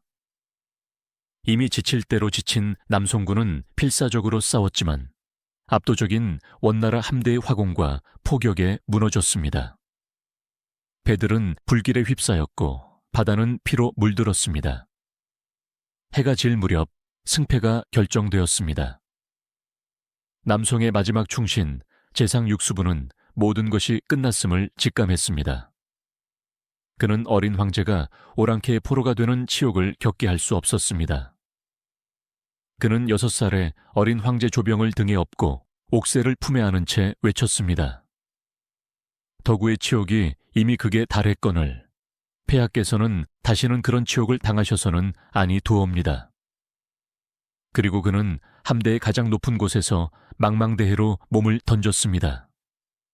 황제가 죽는 것을 본 수천, 수만 명의 남송 신하들과 궁녀들, 군인들과 그 가족들이 대송만세를 외치며 차례차례 바다로 뛰어들었습니다. 그들은 항복 대신 죽음을 택했습니다. 그날 애산 앞바다는 수십만 구의 시신이 떠올랐다고 전해집니다. 이로써 320년간 이어져 온 송왕조는 가장 비극적이고 장엄한 방식으로 완전히 멸망했습니다. 원나라의 한족 사령관 장홍범은 이 처절한 승리를 기념하며 애산의 절벽에 이런 글을 새겼습니다. 나 장홍범이 이곳에서 송나라를 멸망시켰노라. 대도의 궁전에서 이 소식을 전해 들은 쿠빌라이 칸. 그는 마침내 징기스칸 이래 4대에 걸친 수권, 중국 대륙 전체를 통일하는 위협을 달성했습니다. 그는 역사상 최초로 중국 전역을 지배하는 이민족 황제가 되었습니다. 그의 나이 64세. 그는 명실상부한 유라시아 대륙의 패권자, 세계의 정점에 섰습니다. 하지만 정복의 끝은 통치라는 더 어려운 문제의 시작일 뿐이었습니다. 그리고 정점의 선자는 종종 자신의 힘을 과신하는 치명적인 오만에 빠지기 시작합니다. 우리의 이야기는 1279년 에산 앞바다에서 남송의 마지막 함대가 불길과 함께 쓰러진 그 순간에서 다시 시작됩니다. 쿠빌라이 칸, 그의 나이 64세. 그는 마침내 할아버지 징기스칸부터 아버지 툴루이, 형 몽키에 이르기까지 4대에 걸친 몽골 제국의 수권, 중국 대륙의 완전한 통일이라는 위협을 달성했습니다. 그는 이제 명실상부한 세계의 지배자였습니다. 그의 제국은 동쪽의 고려에서 서쪽의 페르시아와 흑해 연안까지, 북쪽의 시베리아 동토에서 남쪽의 베트남 국경까지 펼쳐져 있었습니다. 그는 몽골의 대칸이자 중국의 황제였습니다. 그의 수도 대도는 마르코폴로의 묘사처럼 세계의 모든 부와 인재가 모여드는 천상의 도시였습니다. 징기스칸이 정복기라는 망치로 세계를 부수었다면 쿠빌라이는 통치라는 설계도 위에 새로운 제국을 건설하고 있었습니다. 그는 팍스 몽골리카의 정점에 서 있었습니다. 하지만 모든 정점은 그 자체로 내리막의 시작을 의미합니다. 쿠빌라이의 거대한 성공 뒤에는 이미 그의 제국을 좀먹기 시작한 치명적인 균열이 숨어 있었습니다. 그의 야망은 중국 대륙 통일로 만족하지 못했습니다. 몽골의 야사는 하늘에는 해가 하나이듯 땅에는 칸이 하나여야 한다고 가르쳤습니다. 중국의 천명사상은 하늘 아래 모든 땅이 왕의 땅이 아닌 곳이 없다고 속삭였습니다. 몽골의 정복 이념과 중국의 중화사상이 결합되자 쿠빌라이의 야망은 세계 제국이라는 거대한 오만으로 변질되기 시작했습니다. 그는 자신의 발 아래 무릎 꿇지 않은 모든 세력을 천명을 거스르는 반역자로 규정했습니다. 그의 시선은 이제 바다 건너 황금의 나라라 불리던 미지의 섬, 일본을 향하고 있었습니다. 사실 쿠빌라이와 일본의 악연은 남송이 멸망하기 훨씬 이전부터 시작되었습니다. 1266년 쿠빌라이는 고려를 앞세워 일본에 첫 번째 사신을 보냈습니다. 국서의 내용은 몽골 특유의 오만함으로 가득 차 있었습니다. 짐은 하늘의 뜻을 받은 대몽골의 황제다. 고려는 이미 짐의 신하가 되었다. 귀국은 아직 짐과 우호를 맺지 않았으니 이제 사신을 보내 짐의 뜻을 전한다. 속히 사신을 보내 예를 갖추라. 전쟁은 짐도 귀국도 원하지 않을 것이다. 이것은 외교적인 수사가 아니었습니다. 항복하라. 그렇지 않으면 멸망뿐이다라는 징기스칸 이래의 최후 통첩이었습니다. 하지만 이 국서를 받아든 일본은 쿠빌라이가 지금까지 상대했던 대륙의 그 어떤 나라와도 달랐습니다. 당시 일본은 가마쿠라 막부 시대였습니다. 천황은 상징적인 존재였고 쇼군이 실권을 쥐고 있었으며 그 쇼군마저 허수아비로 만들고 시켄이라는 직책의 호조 가문이 모든 권력을 장악하고 있었습니다. 당시 시켄은 18세의 젊은 지도자 호조 도키무네였습니다. 그는 선불교에 심취한 강인한 무사였습니다. 몽골의 국서를 받아든 일본 조정은 혼란에 빠졌습니다. 저 무시무시한 몽골과 싸워야 하는가 라며 공포에 떠는 귀족들도 많았습니다. 하지만 호조 도키무네의 결단은 단호했습니다. 무례하다. 답장할 가치도 없다. 쿠빌라이는 자신의 국서가 무시당했다는 사실에 분노했습니다. 그는 1268년부터 1273년까지 수차례에 걸쳐 다시 사신을 보냈지만 호조 도키무네는 사신을 규슈에 다자이 후에 억류해버리거나 아예 교토로 들어오지도 못하게 막았습니다. 쿠빌라이에게 이것은 황제의 권위에 대한 참을 수 없는 모욕이었습니다. 1273년 남송의 핵심 요충지 양양성이 함락되자 쿠빌라이는 결단을 내립니다. 남송을 완전히 멸망시키기 전에 저 오만한 섬나라에 몽골의 힘을 보여주겠다. 1207 14년 10월 제1차 일본 원정이 시작되었습니다. 쿠빌라이는 몽골군과 한인 군사 2만 5천, 그리고 정동행성으로 편입된 고려의 군사 8,000명을 동원했습니다. 총 3만 3천의 연합군과 900척의 함선이었습니다. 이 원정에서 가장 큰 고통을 겪은 것은 고려였습니다. 고려는 이미 수십 년간의 몽골 침략으로 국토가 황폐해진 상태였지만 몽골의 부마국으로서 이 무모한 전쟁의 선봉에 서야 했습니다. 900척의 함선 대부분이 고려의 백성들을 쥐어짜 만든 것이었습니다. 원나라 연합군은 고려의 하포를 출발해 쓰시마섬과 이키섬을 차례로 유린했습니다. 몽골군은 섬의 주민들을 잔혹하게 학살했습니다. 마침내 11월 19일 연합군은 규슈의 하카타만에 상륙했습니다. 그들을 막아선 것은 일본의 사무라이 군단이었습니다. 그리고 여기서 인류 전쟁사에서 가장 이질적인 두 전술이 충돌했습니다. 일본의 사무라이들은 이키우치라는 1대1 기마 결투를 명예롭게 여겼습니다. 그들은 전장에 나서면 먼저 자신의 가문과 이름을 큰 소리로 외치고 적장에게 정정당당한 대결을 요구했습니다. 하지만 몽골군은 그런 명예 따위에는 관심이 없었습니다. 사무라이가 홀로 말을 타고 나와 소리를 지르자 몽골군은 그를 향해 집단으로 독화살을 퍼부었습니다. 몽골군은 밀집 대형을 이뤄 일사불란하게 움직였고 사무라이들이 한 번도 본 적 없는 무기, 철포를 사용했습니다. 이것은 화약이 담긴 도자기 폭탄으로 굉음과 함께 터지며 파편을 흩뿌렸습니다. 말들은 굉음에 놀라 날뛰었고 사무라이들은 공포에 질렸습니다. 1대1 전투에 익숙했던 사무라이들은 몽골의 집단 전술과 신무기 앞에 속수무책으로 무너졌습니다. 하카타마는 순식간에 몽골군에게 점령당했습니다. 일본은 절체절명의 위기에 빠졌습니다. 그런데 그날 밤 기적이 일어났습니다. 원나라 함대는 상륙작전 후 재정비를 위해 배로 돌아가 정박해 있었습니다. 바로 그때 11월 20일 밤 하카타만에 엄청난 폭풍우가 몰아쳤습니다. 급조된 고려의 함선들은 거대한 파도를 견디지 못하고 서로 부딪혀 부서지거나 암초에 좌초되었습니다. 900척의 함선 중 200여 척이 침몰했고 수많은 병사들이 배와 함께 물에 빠져 죽었습니다. 몽골의 기록은 이 하룻밤의 폭풍으로 13,500명의 군사를 잃었다고 전합니다. 살아남은 연합군의 총사령관 홀도는 공포에 질려 남은 배를 이끌고 본국으로 도망쳤습니다.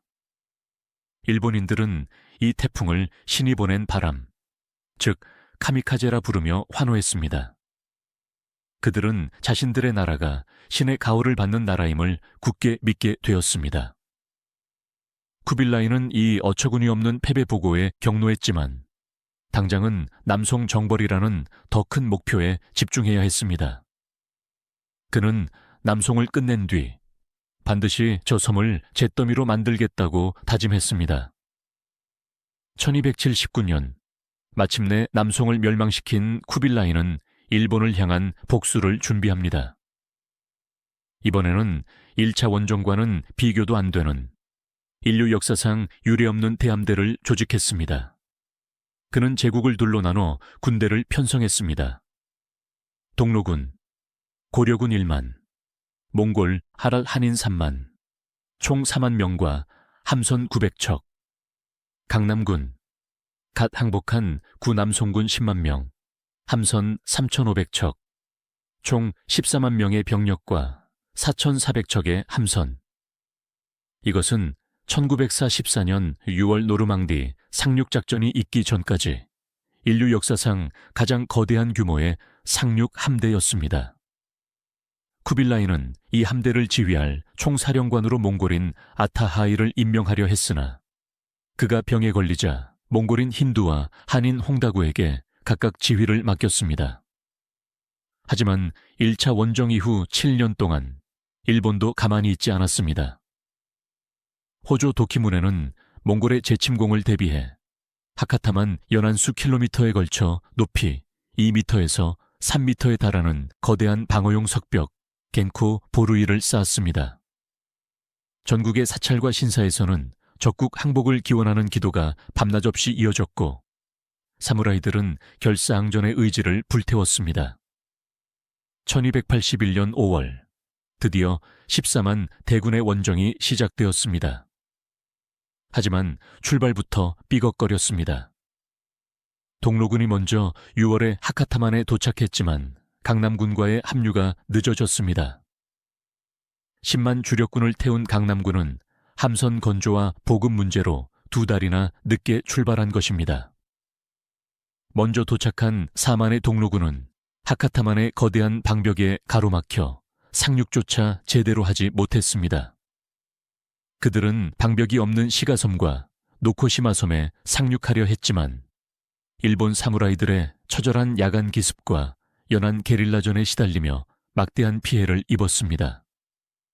동로군은 어쩔 수 없이 주력 강남군을 기다리며 이키섬까지 후퇴해 해상에서 지루한 대치를 이어갔습니다.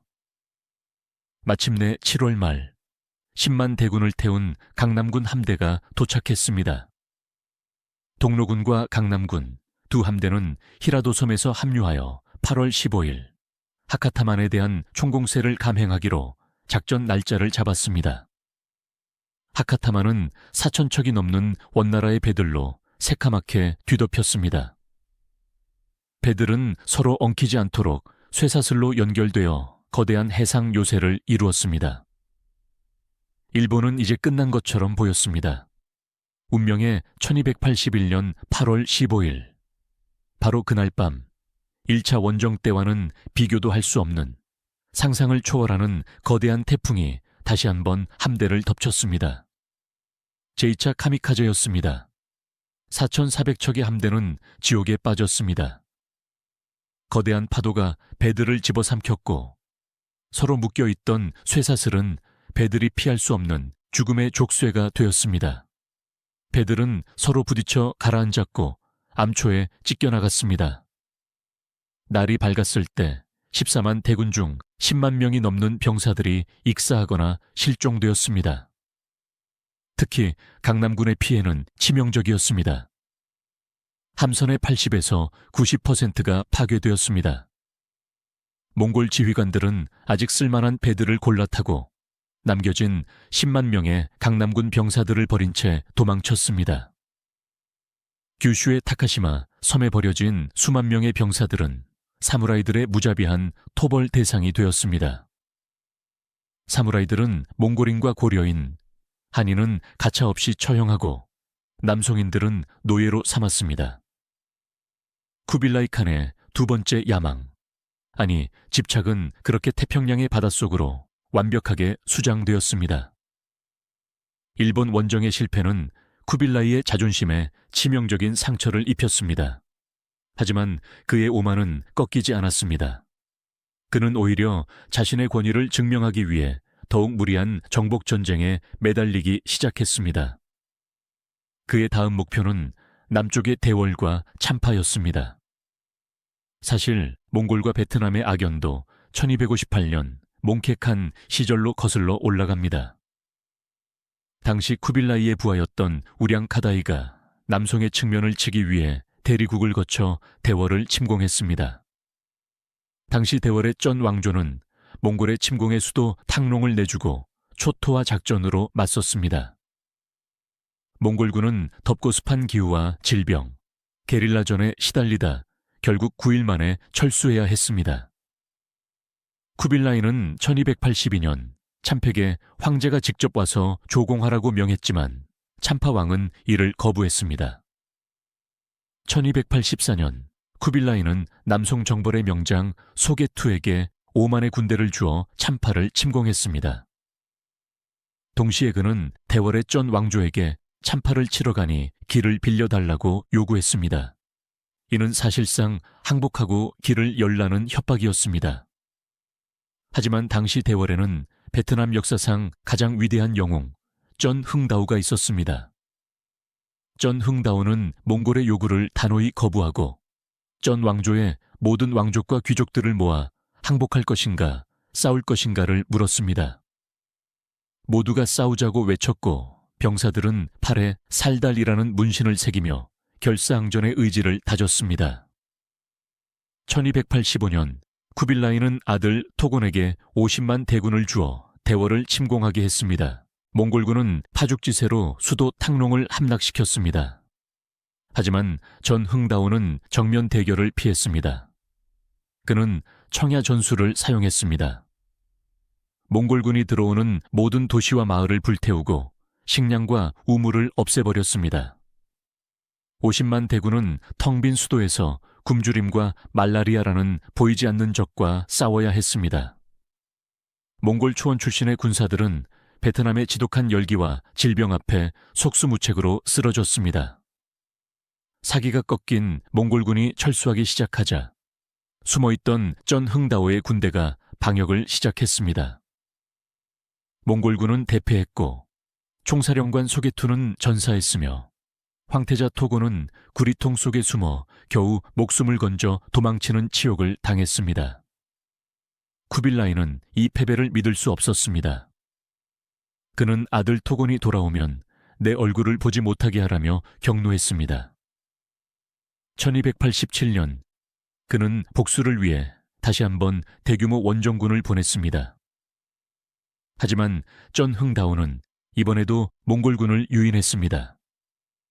1288년 쩐 흥다오는 몽골의 수군 함대가 반드시 지나가야 할 바익단강의 하구에 주목했습니다. 그는 강바닥에 조수간만의 차를 이용해 뾰족한 쇠말뚝 수천 개를 미리 박아두었습니다. 그는 몽골 함대를 유인해 쇠말뚝 지대로 끌어들였습니다. 만조 때는 보이지 않던 말뚝들이 썰물이 되어 물이 빠지자 그 흉측한 모습을 드러냈습니다. 몽골의 거대한 함선들은 쇠말뚝에 꿰뚫려 좌초되거나 파괴되었습니다. 매복해 있던 대월의 함선들이 불화살을 퍼부었고 몽골 함대는 전멸했습니다. 일본의 카미카제가 바람과 바다에 의한 패배였다면 바익당 강의 패배는 강과 전술에 의한 완벽한 인재였습니다. 쿠빌라이의 군대는 바다에서도 강에서도 깨졌습니다. 그는 자바, 미얀마 등지에도 원정군을 보냈지만 모두 현지의 기후와 강력한 저항에 부딪혀 막대한 손실만을 입고 돌아왔습니다. 무적의 몽골군이라는 신화는 쿠빌라이의 시대에 이르러 일본의 바다와 베트남의 정글 속에서 완전히 무너져 내리고 있었습니다. 쿠빌라이의 비극은 전장에서만 일어난 것이 아니었습니다. 그가 거대한 제국을 건설하는 동안 그의 내면 세계와 가정은 돌이킬 수 없이 무너져 내리고 있었습니다. 그에게는 평생의 동반자이자 가장 현명한 정치적 조언자였던 아내, 차비 황후가 있었습니다. 옹기라트 부족 출신의 그녀는 몽골의 전통을 지키면서도 중국 문화를 깊이 이해했던 현명한 여성이었습니다. 그녀는 쿠빌라이가 중국 문화에 너무 깊이 빠져 몽골의 정체성을 잃어버릴 때마다 그를 붙잡아준 닻과 같은 존재였습니다. 그녀는 쿠빌라이가 남송의 황족들을 죽이려 할 때 그들을 보호했고 사치스러운 궁전 건설을 자제시켰으며 백성들의 고통을 일깨워주던 제국의 양심이었습니다.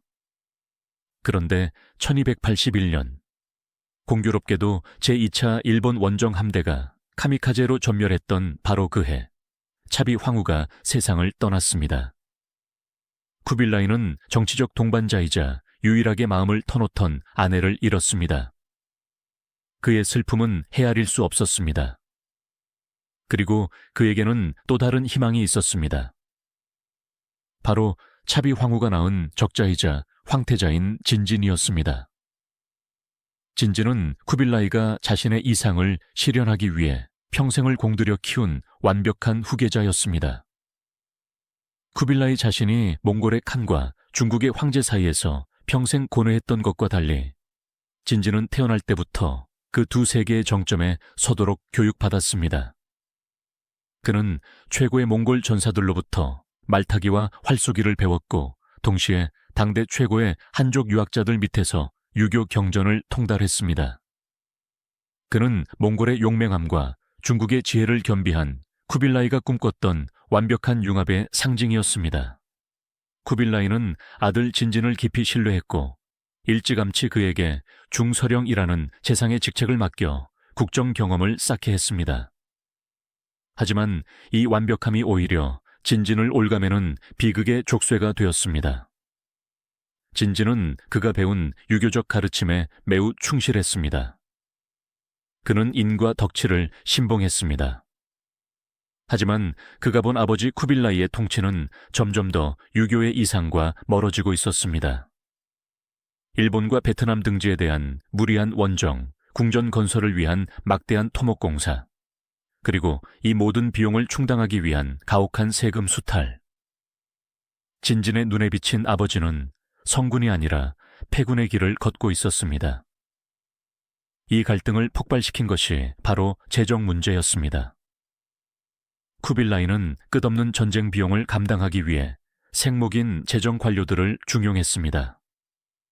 그 대표적인 인물이 중앙아시아 출신의 무슬림 아흐마드 파나카티였습니다. 아흐마드는 세금 인상, 소금과 철의 전매제 강화, 그리고 무엇보다 교초라 불리는 지폐를 마구 찍어내는 방식으로 쿠빌라이의 금고를 채웠습니다. 그는 뛰어난 재정가였지만 동시에 제국의 부를 사적으로 착복하는 희대의 간신이자 부정 축제자였습니다. 제국 전역에서 아흐마드에 대한 원성이 들끓었습니다. 몽골 귀족들은 생목인이 자신들보다 우대받는 것에 분노했고 한족 유학자들은 그가 백성의 고열을 짠다고 비난했습니다. 황태자 진지는 이 반아흐마드 세력의 중심이 되었습니다. 그는 유교적 도덕에 따라 아버지 쿠빌라이에게 아흐마드를 처단하고 백성을 구휼하라고 수차례 간언했습니다. 하지만 쿠빌라이는 당장에 돈이 필요했습니다. 그는 아들의 쓴소리를 권위에 대한 도전으로 받아들였습니다. 아들의 간언이 거세질수록 쿠빌라이는 오히려 아흐마드를 더욱 비호했습니다. 아버지와 아들 사이의 신뢰에 돌이킬 수 없는 금이 가기 시작했습니다. 1282년 이 갈등은 최악의 방식으로 터져 나왔습니다. 아흐마드에게 원한을 품은 한족 장교 왕조 등이 반란을 일으켜 아흐마드를 궁궐 안에서 암살해버린 것입니다. 쿠빌라이는 처음에는 격노하여 반란자들을 처형했지만 암살 사건을 조사하는 과정에서 아흐마드가 저지른 상상을 초월하는 부정부패와 전횡의 실체를 알게 되었습니다. 그는 뒤늦게 아들의 말이 옳았음을 깨닫고 아흐마드의 재산을 몰수하고 그의 무덤을 파헤쳐 시신을 훼손했습니다. 하지만 이 사건은 아버지와 아들의 관계를 회복시키지 못했습니다. 오히려 쿠빌라이는 자신의 실책이 드러난 것에 대해 극도의 수치심을 느꼈고 진지는 아버지에 대한 실망감으로 더욱 움츠러들었습니다. 그리고 1285년 결정적인 사건이 터졌습니다. 한 유학자 관료가 쿠빌라이의 건강이 나빠지는 것을 보고 황제께서는 이제 연로하시니 황태자 진진에게 양위하시어 후계 구도를 안정시키소서라는 상소를 올렸습니다. 이 상소는 쿠빌라이의 마지막 남은 이성을 끊어버렸습니다. 그는 이것을 아들 진진이 자신의 측근들을 사주하여 아버지를 그는 내가 아직 살아있는데 감히 내 아들이 황제 자리를 넘보는가 라며 불같이 격노했습니다. 쿠빌라이는 이 상소와 관련된 진진의 측근 관료들을 모조리 체포하여 처형하는 정치 숙청을 단행했습니다. 황태자 진진은 공포에 휩싸였습니다. 그는 자신은 아무런 관련이 없다고 항변했지만 아버지는 믿어주지 않았습니다. 자신이 배운 유교적 이상과 아버지의 몽골식 잔혹한 분노 사이에서 그의 섬세한 정신은 완전히 무너져 내렸습니다. 진지는 극도의 스트레스와 공포를 이기지 못하고 몽골 귀족들의 나쁜 습관, 즉 술에 의존하기 시작했습니다. 그리고 1286년 1월, 쿠빌라이가 자신의 모든 것을 걸었던 완벽한 후계자 진지는 43세의 젊은 나이에 알코올 중독과 스트레스로 인한 질병으로 급사하고 맙니다. 아들의 죽음은 쿠빌라이 칸을 완전히 파괴했습니다. 그는 자신의 야망을 지지해주던 아내를 잃었고 자신의 야망을 대신 실현해주길 바랐던 아들마저 자신의 손으로 죽음으로 내몬 셈이 되었습니다. 전장에서는 일본과 베트남에서 군대가 전멸했습니다. 궁정에서는 믿었던 재상객에 배신당했고 제국의 재정은 파탄 직전이었습니다. 70대의 노인이 된 쿠빌라이는 그 거대하고 화려한 대도의 궁전에서 완벽하게 혼자가 되었습니다. 그는 깊은 우울증과 상실감에 빠졌습니다. 그리고 그 고통을 잊기 위해 그 역시 아들 진진처럼 그리고 많은 몽골 귀족들처럼 폭음과 폭식에 의존했습니다. 그의 식탁에는 기름진 양고기와 온갖 산의 진미가 끝없이 올라왔고 그는 밤낮으로 술을 마셨습니다. 한때 초원을 누비던 날렵한 전사의 몸은 걷잡을 수 없이 불어났습니다. 극심한 비만과 함께 그를 평생 괴롭힐 끔찍한 질병이 찾아왔습니다. 바로 통풍이었습니다. 통풍은 관절에 요산이 쌓여 극심한 고통을 유발하는 병입니다. 쿠빌라이는 이 고통 때문에 걷는 것조차 힘들어했고 거대한 몸을 이끌고 겨우 조회에 나섰습니다. 그는 고통과 상실감에 사로잡힌 상처 입은 짐승처럼 변해갔습니다. 그는 더욱 의심이 많아졌고 사소한 일에도 불같이 화를 냈습니다. 그는 심지어 아들이 죽은 후에도 자신의 실패를 인정하지 않으려는 듯 무모한 전쟁을 다시 계획했습니다. 그는 세 번째 일본 원정을 준비하라고 명령했고 베트남과 자바에 다시 한번 원정군을 보내라고 윽박질렀습니다. 하지만 이제 그의 신하들 중 누구도 이 늙고 병든 황제의 명령을 진심으로 따르지 않았습니다. 그들은 이런저런 핑계를 대며 원정을 미루었습니다. 세계를 호령하던 데칸의 명령은 이제 궁전 밖을 나가지 못하는 공허한 메아리가 되었습니다. 세계의 지배자 쿠빌라이 칸은 말년에 이르러 자신의 거대한 궁전에 갇힌 비만과 통풍, 알코올 중독, 그리고 아들을 죽였다는 죄책감에 시달리는 가장 고독하고 불행한 노인이 되어가고 있었습니다.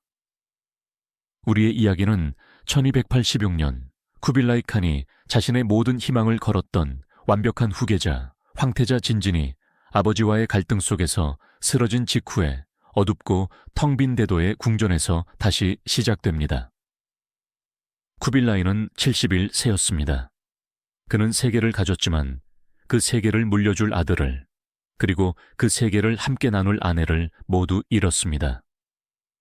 진진의 죽음은 쿠빌라이의 정신을 완전히 파괴했습니다. 그것은 단순한 상실이 아니었습니다.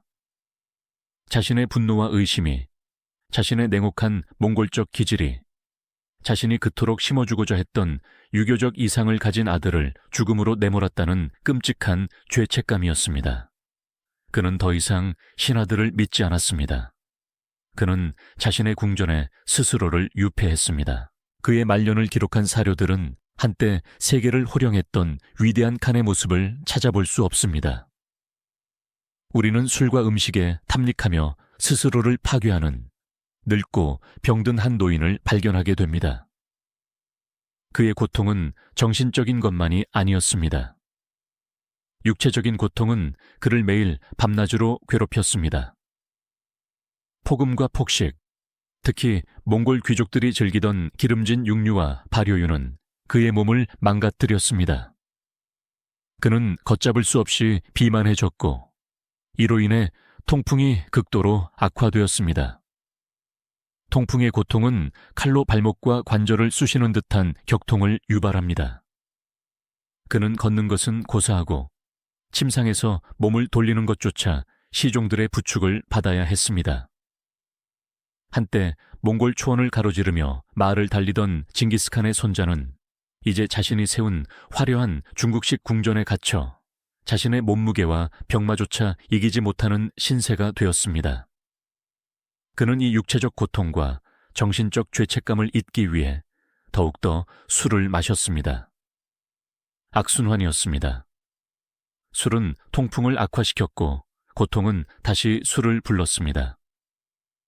이 시기 쿠빌라이의 정치는 혼돈 그 자체였습니다. 아들 진진의 죽음을 초래했던 아흐마드 암살 사건 이후 쿠빌라이의 재정 관료에 대한 판단력은 완전히 무너졌습니다. 그는 아흐마드의 뒤를 이어 상가라는 또 다른 생목인을 재상으로 임명했습니다. 상가는 아흐마드보다 더 교활하고 더 탐욕스러웠습니다. 그는 늙은 황제의 눈을 가리고 다시 한번 제국의 고열을 짜내기 시작했습니다. 그는 화폐개혁이라는 명분으로 지원보초라는 새로운 지폐를 마구 찍어냈습니다. 쿠빌라이는 일본과 베트남 원정 실패로 텅 비어버린 국고를 이 종이돈으로 메울 수 있다고 믿었습니다. 결과는 인류 역사상 최초의 국가주도 하이퍼 인플레이션이었습니다. 지폐의 가치는 매일같이 폭락했습니다. 백성들은 정부가 발행한 종이돈을 믿지 않았고 물가는 천정부지로 치솟았습니다. 제국의 경제는 뿌리부터 썩어 들어가고 있었습니다. 상가는 또한 아흐마드처럼 반대파를 무자비하게 숙청하고 막대한 뇌물을 받아 사복을 채웠습니다. 1291년 그의 부정부패가 마침내 탄로나자 쿠빌라이는 또 한 번의 배신감에 치를 떨어야 했습니다. 그는 상가를 처형하고 그의 재산을 몰수했습니다. 아흐마드에서 상가로 이어진 재정 파탄은 쿠빌라이의 생목인 우대, 한인 남인 차별 정책이 가진 근본적인 한계를 드러냈습니다. 그는 한족을 믿지 못해 외국인 용병에게 재정을 맡겼지만 그들은 제국에 대한 충성심 없이 오직 자신들의 이익을 위해 늙은 황제를 기만했습니다. 정신적으로, 육체적으로 그리고 정치적으로 무너져 내리고 있었지만 쿠빌라이의 야망 혹은 집착은 죽지 않았습니다. 아니, 오히려 그는 자신의 실패를 인정하지 않으려는 듯 더욱더 무모한 전쟁에 매달렸습니다. 그의 마음속에 지워지지 않는 상처, 일본이 있었습니다. 2번의 카미카제로 15만에 가까운 대군과 4,000척의 함대를 잃은 것은 그의 자존심이 도저히 용납할 수 없는 치욕이었습니다. 1286년 아들 진진이 죽은 바로 그 해, 쿠빌라이는 세 번째 일본 원정을 준비하라고 명령했습니다. 그는 이 무모한 도박에 제국의 마지막 남은 힘을 쥐어짰습니다. 그는 고려에 또다시 정동행성을 설치하고 함선 건조와 군량미 징발을 독촉했습니다. 고려의 충렬왕은 백성들이 굶주려 서로를 잡아먹을 지경이며 나무를 모두 베어 궁궐 기둥으로 함선을 만들었으니 더는 불가능하다고 울부짖었지만 늙은 황제는 듣지 않았습니다. 중국 강남 지방에도 함선 건조 명령이 떨어졌습니다. 2번의 원정 실패로 이미 경제가 파탄난 백성들은 또다시 시작된 전쟁 준비에 절망했습니다. 마침내 1292년 절망은 분노가 되어 폭발했습니다. 강남 곳곳에서 황제가 우리를 바다의 귀신으로 만들려 한다며 대규모 반란이 일어났습니다. 쿠빌라이는 충격을 받았습니다. 그는 반란을 진압하기 위해 군대를 보내야 했습니다. 그리고 마침내 깨달았습니다. 제국은 이제 또 한 번의 원정을 감당할 힘이 남아있지 않다는 것을. 1293년 그는 병상에서 마침내 세 번째 일본 원정 계획을 공식적으로 철회했습니다. 그의 자존심이 현실의 파산 앞에서 마침내 무릎을 꿇은 것입니다. 이뿐만이 아니었습니다. 그는 자신의 군대를 전멸시킨 베트남과 자베도 복수 원정군을 보냈지만 모두 현지의 기후와 강력한 저항에 부딪혀 의미 없는 희생만을 치르고 돌아왔습니다. 쿠빌라이의 정복 신화는 그의 생명이 다해감과 동시에 남쪽의 정글과 동쪽의 바다 앞에서 완벽하게 종말을 고했습니다. 1293년 말, 쿠빌라이는 자신이 죽음의 문턱에 와 있음을 직감했습니다. 그의 나이 78세. 비만과 통풍으로 뒤틀린 몸은 더 이상 움직일 수 없었고 알코올 중독으로 정신은 혼미했습니다. 그에게는 마지막으로 해결해야 할 가장 중요한 문제가 남아 있었습니다. 누가 이 거대한 제국을 물려받을 것인가? 그의 완벽한 후계자, 진진은 이미 죽었습니다. 그에게는 진진 외에도 다른 아들들이 있었습니다. 노무간, 코코추 등 그들 역시 몽골의 왕자로서 각자의 영지를 다스리고 있었습니다. 몽골의 전통대로라면 이 아들들 중에서 새로운 칸을 뽑아야 했습니다. 하지만 쿠빌라이는 몽골의 전통을 따르지 않았습니다. 그는 이미 중국식 황제였습니다. 그는 자신이 평생을 공들여 키웠던 아들, 진진의 혈통을 잇고 싶었습니다. 그는 진진의 아들들, 즉 자신의 손자들을 주목했습니다. 진진에게는 세 아들이 있었습니다. 맏아들 카말라, 둘째 다루마발라, 그리고 셋째 테무르였습니다. 경쟁은 맏손자 카말라와 셋째 손자 테무르 사이로 좁혀졌습니다. 카말라는 몽골 본토를 지키고 있었고 몽골 전통에 충실했습니다. 그는 몽골 보수파의 지지를 받았습니다. 테무르는 쿠빌라이를 도와 중국의 행정을 보좌했고 할아버지의 중국식 통치를 지지했습니다. 이 구도는 마치 수십 년 전 아릭부케 대 쿠빌라이의 대결을 연상시켰습니다. 초원의 전통을 상징하는 카말라와 중국의 통치를 상징하는 테무르. 쿠빌라이는 자신의 마지막 쿠릴타이를 열었습니다. 그는 두 손자에게 징기스칸의 유훈을 인용하며 누가 더 훌륭한 지도자인지를 시험했습니다. 카말라는 유훈을 정확히 외웠지만 그 의미를 묻는 말에는 답하지 못했습니다. 반면 테무르는 유훈을 외우는 것은 물론 화목과 당열이 제국을 다스리는 근본이라는 그 뜻까지 정확하게 짚어냈습니다. 쿠빌라이는 만족했습니다. 1293년, 그는 몽골의 모든 왕족과 신하들 앞에서 셋째 손자 테무르를 황태손으로 공식 책봉했습니다. 이는 쿠빌라이가 제국에 남긴 마지막 정치적 결단이었습니다.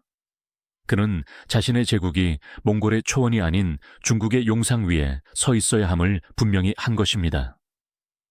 그는 자신의 후계자가 칸인 동시에 황제여야 한다고 선언했습니다.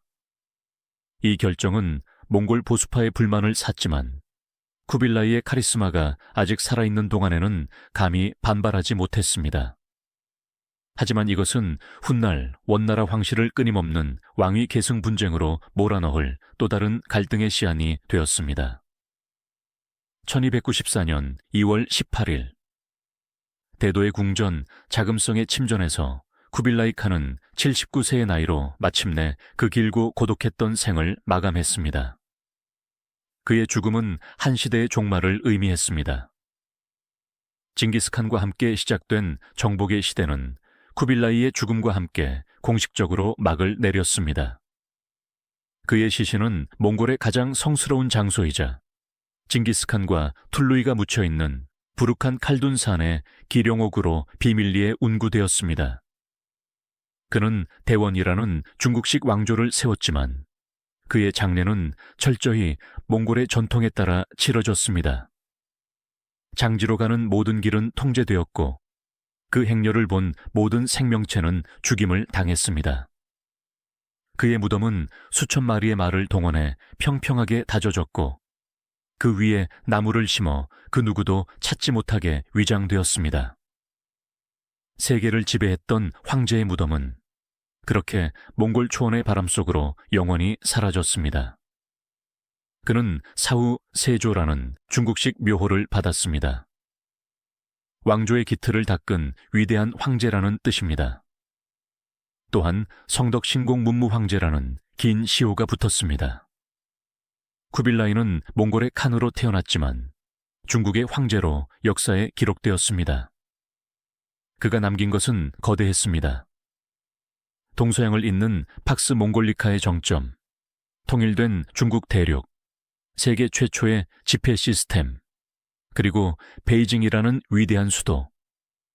하지만 그가 남긴 그림자 또한 거대했습니다. 무리한 원정으로 파탄난 경제, 치유할 수 없는 인종 간의 갈등, 그리고 언제 터질지 모르는 왕위 계승 분쟁의 불씨. 쿠빌라이 칸이 세운 거대한 제국 대원은 그가 죽은 순간부터 이미 서서히 무너져 내리고 있었습니다. 그가 이룬 것은 너무나 거대했지만 너무나 위태로웠습니다. 이제 우리는 이 거대하고도 모순적인 유산이 그가 떠난 뒤의 세계와 오늘날 우리에게 어떤 의미를 남겼는지 그 마지막 장을 향해 나아가야 합니다. 우리의 이야기는 1294년 유라시아 대륙을 호령했던 거인 쿠빌라이 칸이 79세의 나이로 눈을 감은 대도의 텅 빈 궁전에서 시작됩니다. 그의 죽음으로 징기스칸으로부터 이어진 정복의 시대는 막을 내렸습니다. 이제 수성의 시대가 시작되었습니다. 쿠빌라이의 마지막 결단에 따라 그의 완벽한 후계자였던 아들 진진의 셋째 아들, 즉 황태손 테무르가 제국의 두 번째 황제로 즉위했습니다. 테무르는 할아버지가 남긴 유산을 이어받아 더 이상의 무모한 정복 전쟁을 중단하고 제국의 내실을 다지는 데 집중했습니다. 그는 일본, 베트남, 자바 등과의 전쟁을 공식적으로 종식시켰고 평생 쿠빌라이를 괴롭혔던 몽골의 내부의 적, 중앙아시아의 카이두와의 지리한 전쟁도 종식시키려 노력했습니다. 카이두는 1301년 전투의 부상으로 사망. 팍스 몽골리카는 쿠빌라이의 시대의 정점에 달했고 테무르의 시대에 비로소 평화의 시대를 맞이한 듯 보였습니다. 하지만 그것은 폭풍전의 고요일 뿐이었습니다. 쿠빌라이가 세운 대원이라는 거대한 제국은 그가 남긴 수많은 시한폭탄 위에 세워진 사상 누각이었습니다. 쿠빌라이라는 강력한 카리스마를 가진 단 한 명의 거인이 무너지자 그가 억지로 봉합해 놓았던 모든 균열이 터져나오기 시작했습니다. 첫 번째 시한폭탄은 왕위 계승 문제였습니다. 쿠빌라이는 몽골의 전통과 중국의 전통 사이에서 어정쩡한 황태자 제도를 도입했습니다. 그는 자신이 직접 손자 테무르를 지명함으로써 이 문제를 해결했다고 믿었습니다. 하지만 그는 몽골 귀족들의 권력욕을 과소평가했습니다. 징기스칸의 핏줄이라면 누구나 칸이 될 자격이 있다는 몽골의 전통은 사라지지 않았습니다. 테무르 황제가 1307년 후사 없이 사망하자 원나라 황실은 피비린내 나는 왕위 쟁탈전의 소용돌이 속으로 빠져들었습니다. 황후가 섭정을 하고 몽골 보수파가 반란을 일으키고 쿠빌라이의 다른 아들들과 손자들이 서로를 죽이고 폐위시키는 쿠데타가 끊임없이 일어났습니다. 쿠빌라이 사후 1368년 멸망할 때까지 약 70여 년간 원나라의 황제는 무려 10명이나 교체되었습니다. 평균 재위 기간이 7년도 차에 되지 않았습니다. 이 극심한 정치적 혼란 속에서 제국의 통치력은 급격히 약화되었습니다. 쿠빌라이가 평생을 바쳐 해결하려 했던 몽골의 분열 문제는 그의 죽음과 함께 최악의 방식으로 터져나온 것입니다. 두 번째 시한폭탄은 경제였습니다. 쿠빌라이는 무리한 전쟁과 사치스러운 토목 공사 비용을 충당하기 위해 교초라는 세계 최초의 지폐를 남발했습니다. 이 종이돈은 그의 시대 말기부터 이미 휴지 조각이 되어가고 있었습니다. 그의 후계자들은 이 인플레이션을 잡을 능력이 없었습니다. 그들은 오히려 황위 쟁탈전을 위한 전쟁 비용과 몽골 귀족들의 환심을 사기 위한 포상금을 마련하기 위해 더 많은 교초를 찍어냈습니다. 물가는 천정부지로 치솟았고 백성들의 삶은 도탄에 빠졌습니다. 제국의 재정은 완전히 파산했습니다.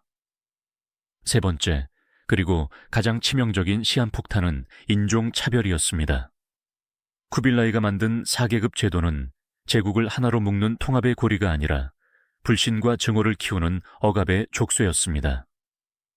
특히 제국의 인구 대다수를 차지했던 제4계급, 남인들의 분노는 하늘을 찔렀습니다. 그들은 가장 무거운 세금을 내면서도 몽골인이나 생목인에게 멸시받고 착취당했습니다. 몽골 관리가 한족을 때려 죽여도 벌금형에 그치는 불평등한 법 앞에서 그들의 좌절감은 임계점을 향해 치닫고 있었습니다. 쿠빌라이는 중국을 정복했지만 중국인의 마음을 정복하는 데는 완벽하게 실패했습니다. 1340년대 이 세 개의 시한폭탄이 동시에 터졌습니다. 극심한 인플레이션과 정치적 혼란 속에서 설상가상으로 흑사병이 창궐하고 황하가 범람하여 수백만 명의 이재민이 발생했습니다. 굶주림과 절망에 빠진 백성들은 더 이상 참지 않았습니다. 1351년 황하의 치수 공사에 강제 동원되었던 한인과 남인들이 홍건적이 되어 대규모 반란을 일으켰습니다.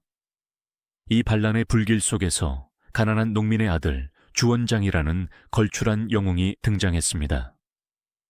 그는 오랑캐를 몰아내고 중화를 회복한다는 기치를 내걸었습니다. 4계급 제도로 인해 분열되었던 한족들은 주원장의 깃발 아래 무섭게 당열했습니다. 반면 원나라는 왕위 다툼과 내부 분열로 허둥대며 이들의 반란을 막아낼 힘이 없었습니다. 1368년 주원장의 군대는 마침내 쿠빌라이가 세운 대도를 함락시켰습니다. 원나라의 마지막 황제는 쿠빌라이가 왔던 그 길을 거꾸로 되짚어 몽골 초원으로 도망쳤습니다. 쿠빌라이 칸이 대원을 선포한 지 97년 만이었습니다. 그가 세운 거대한 제국은 한 세기를 차에 넘기지 못하고 그가 가장 멸시했던 남인들의 손에 의해 허무하게 무너져 내렸습니다. 그렇다면 쿠빌라이 칸의 통치는 그저 짧고 화려했던, 그러나 실패로 끝난 이민족의 정복구로 끝나버린 것일까요? 아닙니다. 그의 제국 원나라는 비록 100년 만에 무너졌지만 그가 세계사에 남긴 유산은 그가 세운 그 어떤 성벽보다도 거대하고 영속적이었습니다. 쿠빌라이의 진정한 위대함은 파괴가 아닌 연결에 있었습니다. 그의 통치 아래 팍스 몽골리카는 정점에 달했습니다. 징기스칸이 유라시아 대륙을 피로 물들여 길을 열었다면 쿠빌라이는 그 길 위에 역참이라는 촘촘한 물류 교통망을 완비하여 안전한 고속도로를 건설했습니다. 이 길을 따라 문명은 인류 역사상 유례없는 대교류를 시작했습니다. 가장 극적인 유산은 그가 유럽에 미친 영향입니다. 이탈리아의 젊은 상인 마르코 폴로는 쿠빌라이의 궁정에서 17년을 보냈습니다. 그가 고향으로 돌아가 구술한 동방견물로 끈 중세 유럽 사회를 뒤흔들었습니다. 유럽인들은 그 책을 100만 가지 거짓말이라 비웃었지만 동시에 그 안에 묘사된 황금의 나라 지팡구와 캄발리크의 황금 궁전에 대한 상상력에 사로잡혔습니다. 그로부터 200년 뒤 이 황당한 거짓말을 진실이라 굳게 믿고 쿠빌라이 칸의 황금 궁전회가 닿기를 꿈꿨던 한 이탈리아의 항해사가 있었습니다. 그의 이름은 크리스토퍼 콜럼버스였습니다. 콜럼버스는 마르코 폴로의 책을 너덜너덜해질 때까지 읽으며 서쪽으로 항해하면 지팡구와 데칸의 나라에 닿을 수 있다고 믿었습니다. 그의 항해는 신대륙계 발견으로 이어졌고 인류의 대항해 시대를 열었습니다. 쿠빌라이 칸은 그가 죽은 지 200년 뒤 자신이 그토록 가고 싶어 했던 바다를 통해 유럽인들의 야망을 자극하여 세계사의 물줄기를 통째로 바꿔놓은 것입니다. 이 길을 통해 서쪽으로 간 것은 이야기뿐만이 아니었습니다.